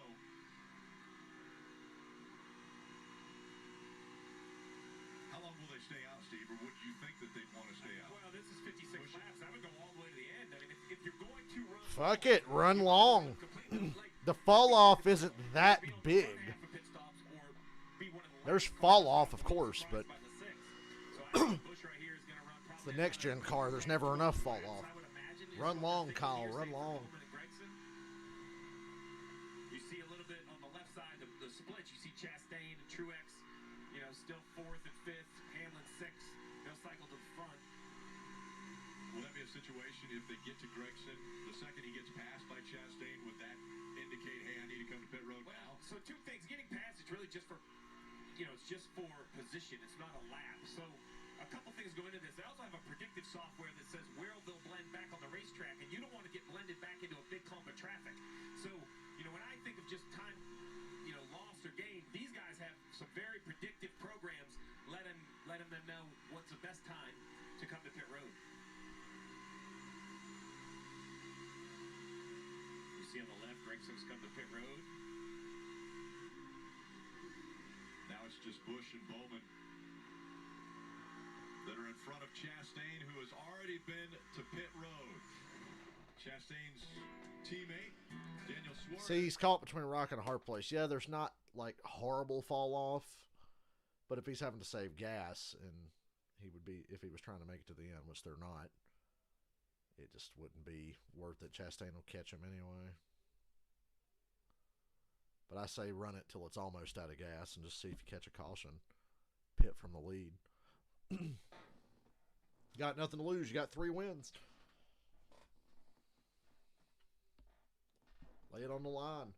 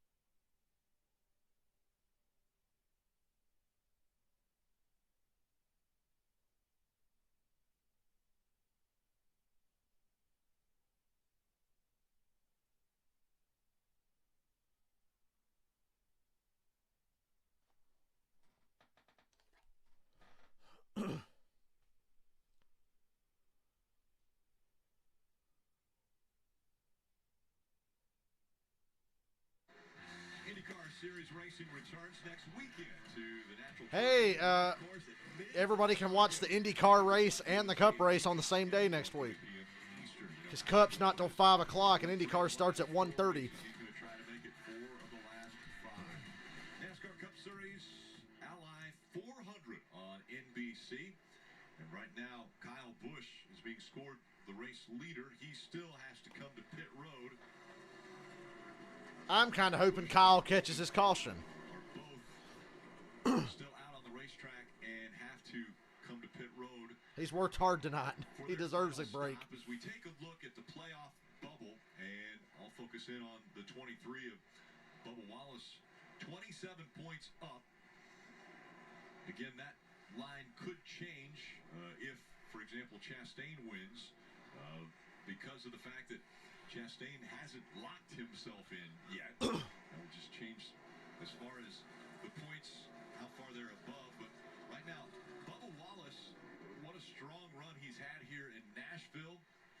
Currently above that playoff line. Would love to see his A bad pit stop ruined Bubba's good race. Yeah, Alex Bowman, the first car in, basically currently sitting 16th. Says plus 14, but you have to remember he's currently in second. A pit stop still to come. So that's going to hurt the 48 points situation. But to think that this young man had to miss 3 races. And Truex is right on Chastain within a couple of tenths. Kyle Busch just hit pit road with 42 to go. While at times disappointing, I could look at it as a positive that they're running good enough with 3 zeros in the column. Alex Bowman still has a chance. We're going to have a battle for the lead here when Bowman pits. As Martin Truex Jr. has closed the gap just a bit, and Ross Chastain now has to work around lap And traffic. Cindric didn't do Ross any favors there. Let's move these two guys up to second and third. Bowman still on Cindric and Ross like each other, so yeah, Cindric let him go going into 3. for the lead if we continue. Ross just caught him at a bad spot. Cindric moves up the racetrack, and both the 1 and 19 40 to go. go down to the yellow. Oh, look at this. Almost missing pit road is Kyle. Damn, Busch. Kyle. Whoo! And a close He call. almost got destroyed by Suarez. Kyle was really late getting to pit road. Well, that's getting all you can on pit road. You give Kyle Busch a lot of credit. Pushed all the limits. I don't know how you could have gotten in any faster than that. I feel like the one car, Chastain, he caught the 2 of Cindric. Cindric's got a fast race car. He had a trouble getting by him. And that allowed Truex to gain just a little bit, but now I feel like Chastain's driving away just a little bit. Remember him being This is the part where Ross Chastain's past transgressions are going to come back to bite him because he's going to have to pass a lot of lap cars in the next 38 laps. And I'd say half of them aren't big fans of his. As we get into this run further, do you think that Truex has made the adjustments to be able to match anything the one's doing late in the run? Truex has closed in on him. He'll run a lap that's faster than the one. Will outrun the 19. It's kind of back and forth right now. Traffic, though, a lot of cars right there in front of them. All of that's going to make things challenging for both drivers. Let's take a look at the progressive telemetry. Watching miles per hour down the back straightaway. You heard him shift gears to 5th gear right there. 174 miles an hour. Some brake. Use a lot of brake at this track. You wouldn't think that a big old racetrack like this with this much braking, there's not a lot of grip in the corners. Guys, I'm going to lean on this telemetry right here for Progressive next week in Chicago to figure out what gears and what corners, right? Street course we've never seen, just no history about where they're going to be shifting. Truex, get close right there. This dirty air from that lap traffic is going to make things tough for the 1. It's going to present opportunities for Martin. What is Martin learning right now, running behind this 1? Is he watching him? Is he seeing the lines that he's running, trying to figure out where he can take advantage of the different lines that I'm just worried about takes? the lead being that close and Ross having to pass everybody he's pissed off before the end of the race. Chastain saying, okay, where is Chastain's strengths and where are my weaknesses? Noah cost Ross a stage earlier in the race. What to do to the car. But if you don't get another change, what can I do as a driver to try to influence my car to get the little bit of speed that I need? Laps winding down. 36 to go from Nashville. Martin Truex Jr. running second. Ross Chastain out front. Truex closes off a 4 that time. It's going to be tough. Like I said, Ross is going to have to deal with a lot of people that don't like him, surely by the end of this race. Damn, Truex really closed up there. Remember I said early in the race, corner entry, Truex just closes in on people.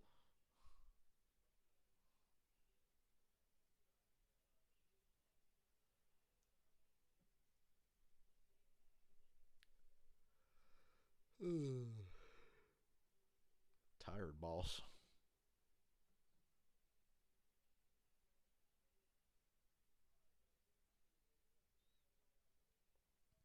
If you get a late restart here, you're going to see a hell of a show based on the runs we saw early in the race after restarts. We had 3 wide for like 5 or 6 laps straight at one point for the lead.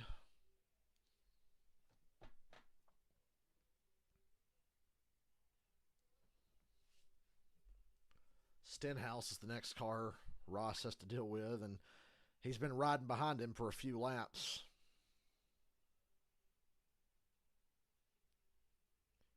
Trying a different approach here to gain on the 47, stay out of his dirty air.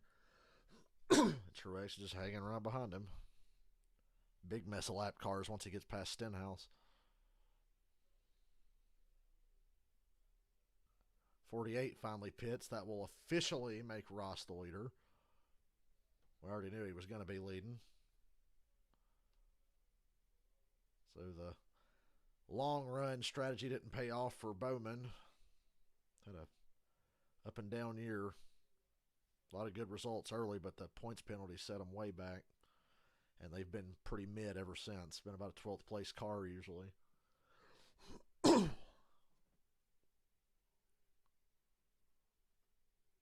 Mess of lap cars in front of Ross. My God. Stenhouse run up on the 78. Frustrated feeling you get when you're on the interstate in the left lane and the guy doesn't get over for you. And Stenhouse is still getting in the way. I'm telling you, these lap cars are going to kill Ross. Here comes Truex. Here comes Truex. Stenhouse runs Ross wide. Has Ross ever pissed off Stenhouse? Because Stenhouse is acting like it. Ross is going to hold the lead. He's got around the outside of 47. Ooh. Ross cut that corner real low. Clears to 47. Builds a gap between him and Truex again. All right, 30 to go. Truex Jr. also trying to get by Ricky Stenhouse Jr. so he can keep the fight up with Ross Chastain. He's close. 30 more laps, and Eric Almirola is the next car. Right now to Chastain. They got about 3.8 seconds over Denny Hamlin. Chase Elliott's fourth, 6 seconds back. Truex way up the racetrack. Truex had a bad corner there. Back to the inside. Big run down the front straightaway, though. Truex keeping that gap. Not a straightaway, Junior. It's a front stretch. Between him and the leader. There's a back straightaway and a front stretch. Come on, Marty Reed. Truex, I think, is just a little bit better. 3/10 of a second the gap. Now down to 23 100ths. I feel like Truex knows that one car on a long run has been a little better most of the night. If you are going to beat him, you need to try to find a way around him with 29 to go. That's a really interesting line that Truex is running. I don't know if it's intentional or not, but the last couple times in turn 3, really, really high up into the white, out of the groove, and then turning down, coming across the bottom of the racetrack on corner exit, trying to find out some way to get some momentum down the front straightaway. There you have it. So he's talking about the one watching in the mirror. Martin goes into the corner and the one goes wherever he's at, right? The one is trying to find wherever the 19 is in the mirror and drive and take that air away. That is the one's only defense when he is not the faster car. That's the only way you're going to be able to hold a guy behind you. Take his air? Yeah. It's really fun to watch this one try to do that. And Martin try to catch him off guard somehow, some way in traffic. That's what's great about the lap traffic is that same problem that the one's trying to create for the lap traffic will create that problem for the one car. Jeff, you mentioned earlier Ross Chastain entering the corner a little bit different, backing the corner up. Is Martin Truex They're both driving the racetrack very differently, Ross and Truex. Maybe change his style going into the corner so he can close the gap? I don't feel like Truex is trying to slow his corner entry up. I think Truex is just focused on not being in the lane that the one car is in. Just be somewhere that he isn't. I feel like that's Truex's goal right now. He's not really changing, his corner entry speed the way we saw the one car did. Truex really close through turn 4. Racetrack that we ran was And Ross is up behind the 10 car now, so let's see what Almirola does. Almirola goes bottom. Truex goes high. Chastain slides up in front of him. Changed his mind after he got into the corner. And Truex Ross is having to be real patient and careful trying to pick his way around these lappers. Almirola's giving him the top. Here comes the one. He wants to get to the outside of that 10, can't do it. See if he goes to the inside now, the 10 all the way down to the inside. Unfortunately, I'm not going to win any money without a caution. I'm 3.7 seconds back. It's gonna go high. We'll take a quick Oh break. boy, there's another lap car ahead. Things heating up. 24 to go from Nashville. Ross has to run down the back on the 10. Here comes the 48 on fresh tires. A lap down passing Truex.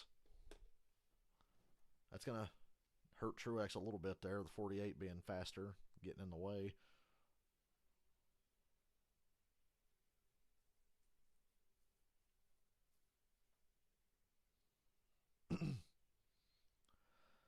Two lap cars in front of Ross taking up both lines. The 51 and the 10. Ugh. But Truex got cucked by the 48. Now the 48's looking to the inside of Ross. Ross trying to go between the lap cars. He will. Clears the 51 to the outside of the 10. Truex is losing ground. 10 really leaning on Ross down the straightaway. Jeez, man. Come on.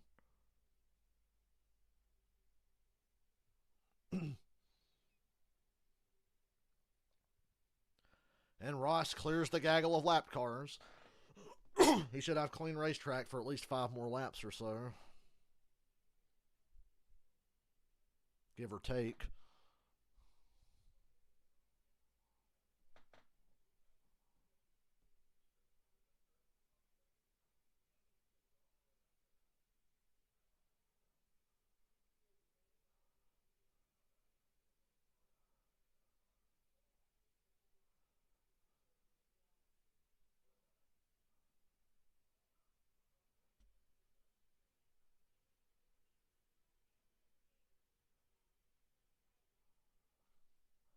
$20 laps to go this time.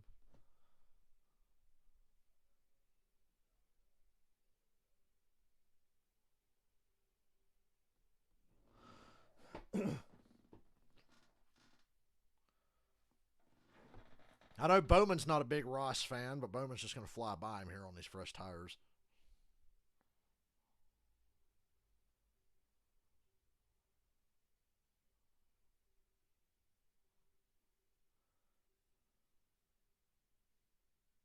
.48's clear.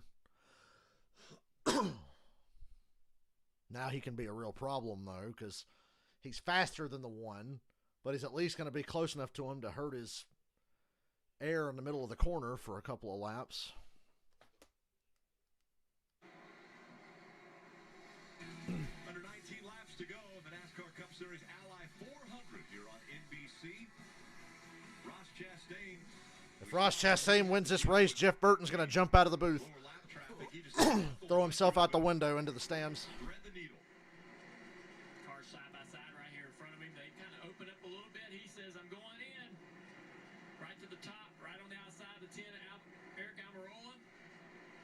48 back there on new tires has went around all of these cars, but you see what it does.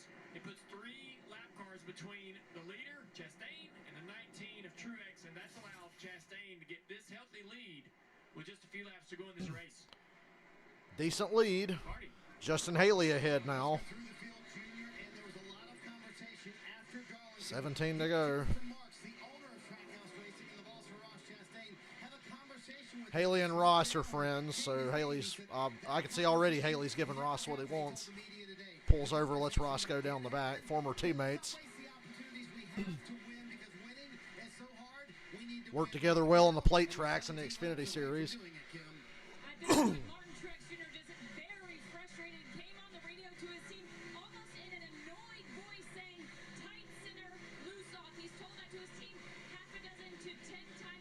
Look at 8th, 9th, and 10th. Jones, Allmendinger, and Keselowski. Hendrick 4th, 5th, and 6th.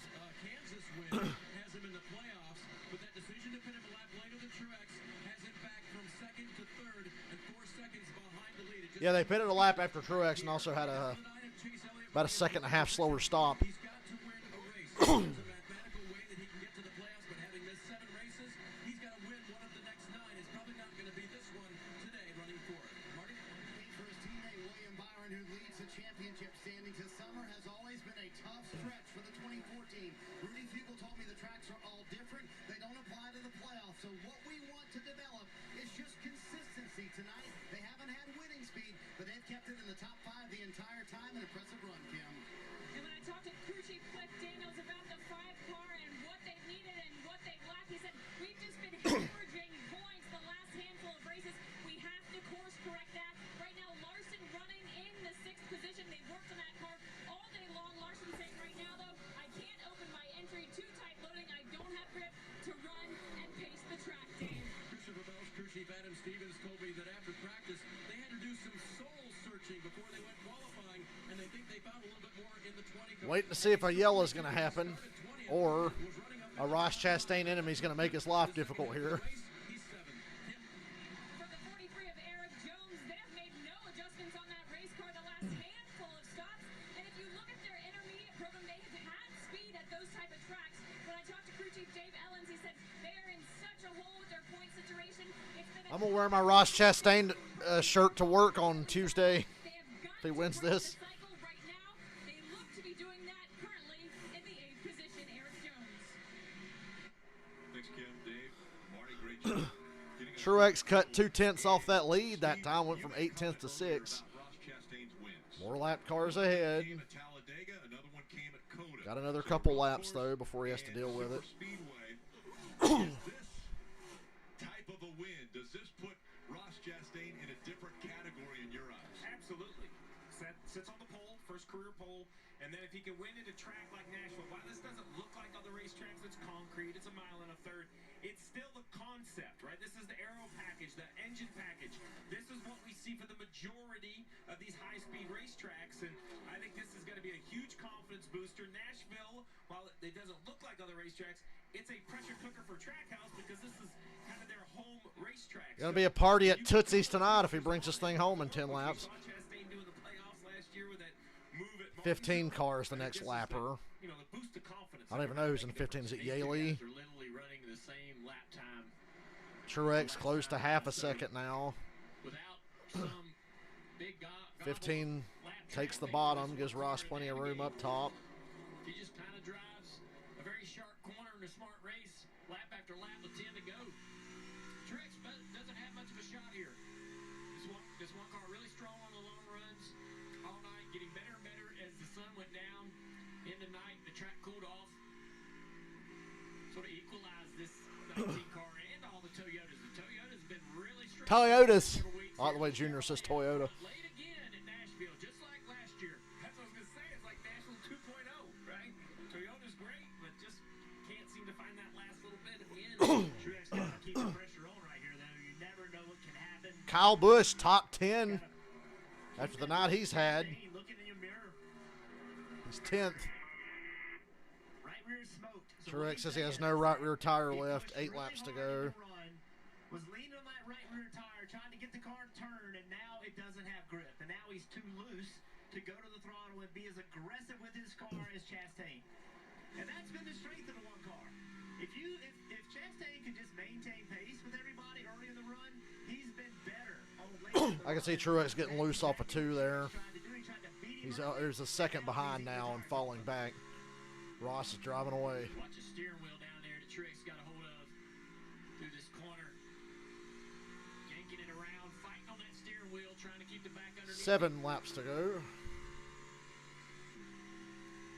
Not much you can do to help the driver when he's fighting a race car like that, but I can promise you that one car is not driving all that great either. Everybody's out there on their old wore-out tires. Everybody's got some sort of a balance issue they're dealing with. That's hard for Truex to hear at this point. Yeah, 50 laps right now for Chastain and Martin Truex Jr. Ross just holding it steady. Not really catching the cars in front of him, but Truex ain't catching him. It's a second lead, 6 to go. Kind of a little group of cars just in the middle of the 1 and 2 right now, and I just wonder when the 19 is going to, or excuse me, when the 1 and the 19 are Next car is Gilliland, Corey LaJoy. 48 continuing to march forward on his fresher tires, so he really won't be a problem, I don't think. Joe Logano and the 7 car. Corey LaJoy gave Joey a shot down the back. Right there. Down into turn 3 as they go around the 38 car. That's just ahead of Ross. These cars 5 to go. You're talking about, Steve, that are in front of the leaders. The leaders are running them down. Not sure they're going to get there with 5 laps to go. 4 next time by. And we saw Bowman's one of those cars. We saw Bowman stay out forever, so he's got a little better tire. So he's pushing the issues on these guys, Marty. Jeff, if it's hold down for 5 more laps for Ross Chastain, he admitted in the media center earlier this week, I take to heart what people say about me. That leads down to 6/10 again. He got off a 4 near the 38, but he clears him now. 38 let him go. 4 to go. I don't think there's any doubt. I think that Ross almost won the championship last year. Hey, Jeff Burton just said it. I kept hearing, oh, he ain't going to championship. We'll make fun of Ford racing like he does. Well, guess what? He fucking did, and he almost won it. Nobody took it from him. He just got beat at Phoenix. Truex, you got anything? Half a second, 3 to go. He made up about 0.3 of a second. I noticed he's just a little bit quicker, and he's really driving deep into the corners. Oh, boy. He gets to the throttle right here off the 2. Worried that the tires are wearing away on him. If he has a chance, it's going to happen here real soon. Coming up on 2 laps to go. He's found a little something right there in that Truex all through 3 and 4, yeah. It's keeping him in the ball game, but 2 to go here. Harrison Burton's the next lap car. Ross Chastain making it an historic weekend. And historic, a historic. Their first pole yesterday. It was Grammar. his first pole in the Cup Series. Trying to close it out. He's let those Ryan Preece is 16th, you know, considering where he ran most of the day. That's pretty good. trying to keep the momentum up. White flag. Ross 7/10 ahead of Truex at the white flag. Hit your marks. You're not going to have to deal with the 21. Justin Marks and Pitbull put this team together. Suarez running 12. Suarez probably should have got a top 10. I don't know what happened. We're able to win. I don't know if it was bad on, if they were bad on pit road or what on the last stop, but he's 12th. Chastain, and as you mentioned, made a run for the championship. Was in that final 4 pairing. Now he's going to Ross Chastain a win here. gets a win. For Ross Chastain, puts him in the playoffs. Put it on him at Nashville. You go, Ross. I'm wearing that shirt when I go to work Tuesday. Truex second, Hamlin third, Elliott fourth. Larson comes home fifth. He passed William Byron late there.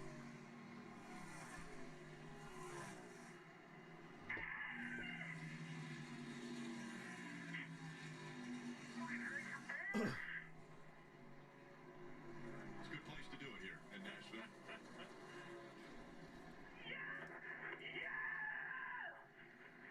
Yeah, guys. Oh, thank you so much. How about Ross? Good for him. Clean race. I mean, so many times people have said, oh, Ross runs us a little bit hard or maybe a little too aggressive early. But from start to finish, that was a very clean race for Ross Chastain and a dominant performance. 99 laps led today. And that emotion right there is what you want to hear from people when they win races. Oh, there's some contact right below Ross What happened? on pit road. Looked like the 99 of Suarez was trying to go see. Hey, Oh, teammate, Suarez tried to get back on track Ross knew his burnout to do a there, but you little acknowledgement to Ross, and he tore his car up, and he tore up the 14. this race. Every race What the hell? you never know when you're going to win that last race. You hear that? That was a Keselowski, Kyle Busch, Talladega 09 post-race moment there. Remember Dale Jr. and Keselowski are dooring each other Here's what you were talking about. There's a after the race at Talladega, and Brad didn't see Kyle, and he turned hard left. Suarez had some intention of going up there. Suarez tore his shit up. Cheering on his teammate or something, but It's been that kind of year for Briscoe. yeah. Ross the Hoss. And this checkered flag moment right here brought to you by Advanced Auto Parts. A good long burnout. In front of the crowd here, a sold-out crowd.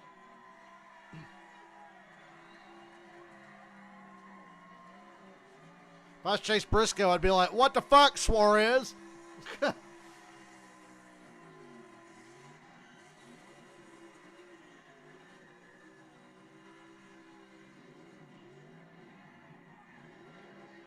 Chastain.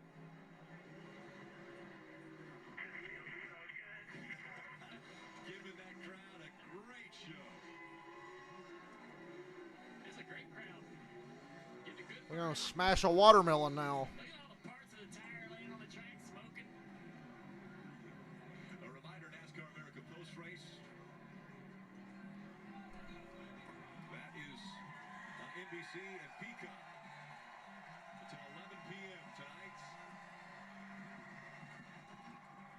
Well, the right front's down. I don't know how many millimeters of tread are left on these tires, but what a burnout and what emotion we have seen out of Ross Chastain. His third career win. It locks him into the playoffs, and he's going to come out Doing the Michael Waltrip celebration through the roof hatch. Ross Chastain. Believe it or not, kids, Michael Waltrip actually got to celebrate a couple of times. Hard to believe, I know. Of smashing a watermelon about to take place. Kyle Busch got ninth. He beat AJ to the line. Good call.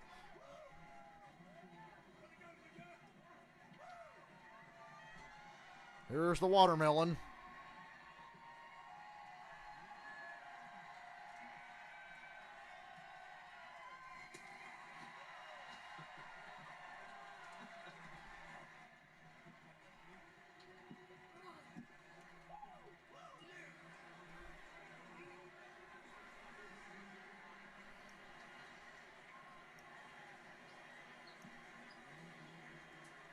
Marty. On top of the watermelon smash, it's a hometown Nashville win for Trackhouse Racing, who likes to claim Music City is their hometown. Boy, Ross Chastain, what an impressive performance by you and your group. May I have a little water? Go ahead. After a rough month and a half for you and the one team, how's a win for a little medicine? Only thing sweeter I going texted on my dad. I said, I don't think anybody can question this one, can they? This is incredible. This is why every little kid out there, anywhere in the world, when you get criticized, and you're going to, if you're competitive, they will try to tear you down.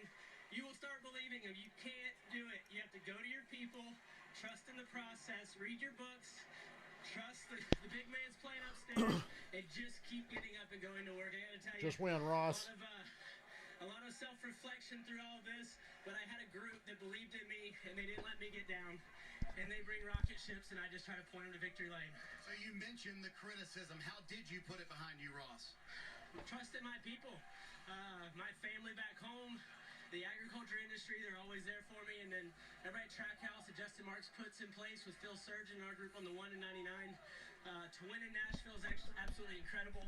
And then the WISE program and everybody at GM, Chevrolet, you know, it's I train with so many of my competitors, and but it makes us better, and I'm up against the best out here. So for everybody at Worldwide Express Racing, and sweep the weekend with Carson Host of our Nice Motorsports, get the pole. We won everything we could have with Wex Racing, and for Advent Health, Jockey, the Moose, and it's absolutely incredible, the fight that we have. I love the Wish you would have won me that money at Dover, Ross, but I'll take this one. This is so much fun. Is that born out of relief, or where did that come from? That's just a desire to win. I got to tell you, Marty, it's just so hard at this level, and it's the best of the best, and it's where I've wanted to be. By the way, they've got 48 minutes of broadcast time left, so I see why this interview's running long. Qualify better, let alone go race for a cup race win.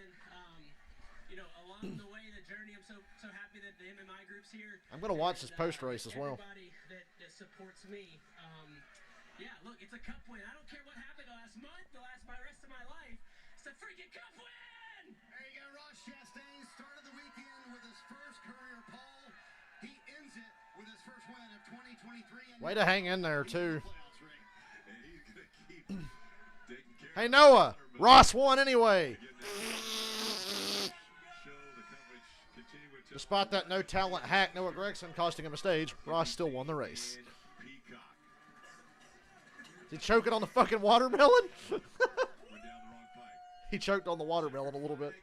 Better to choke on the watermelon instead of choking the race.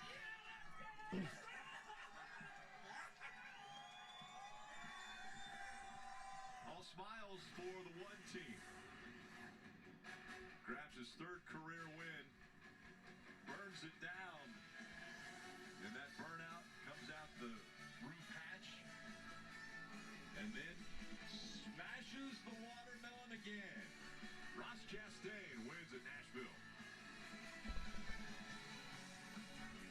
Well, in honor of Jerry Springer, here's my final thought. Ross Chastain's a badass, and I was right all along about him. And I will continue to be right. Thank you and good night. We'll see you for Chicago next week. It's going to be a weird one. I think I can go. I don't think anything's going to happen post-race that's interesting. If I'm Chase Briscoe, though, I'm still going to go to Suarez and say, what the fuck, dude? Good night.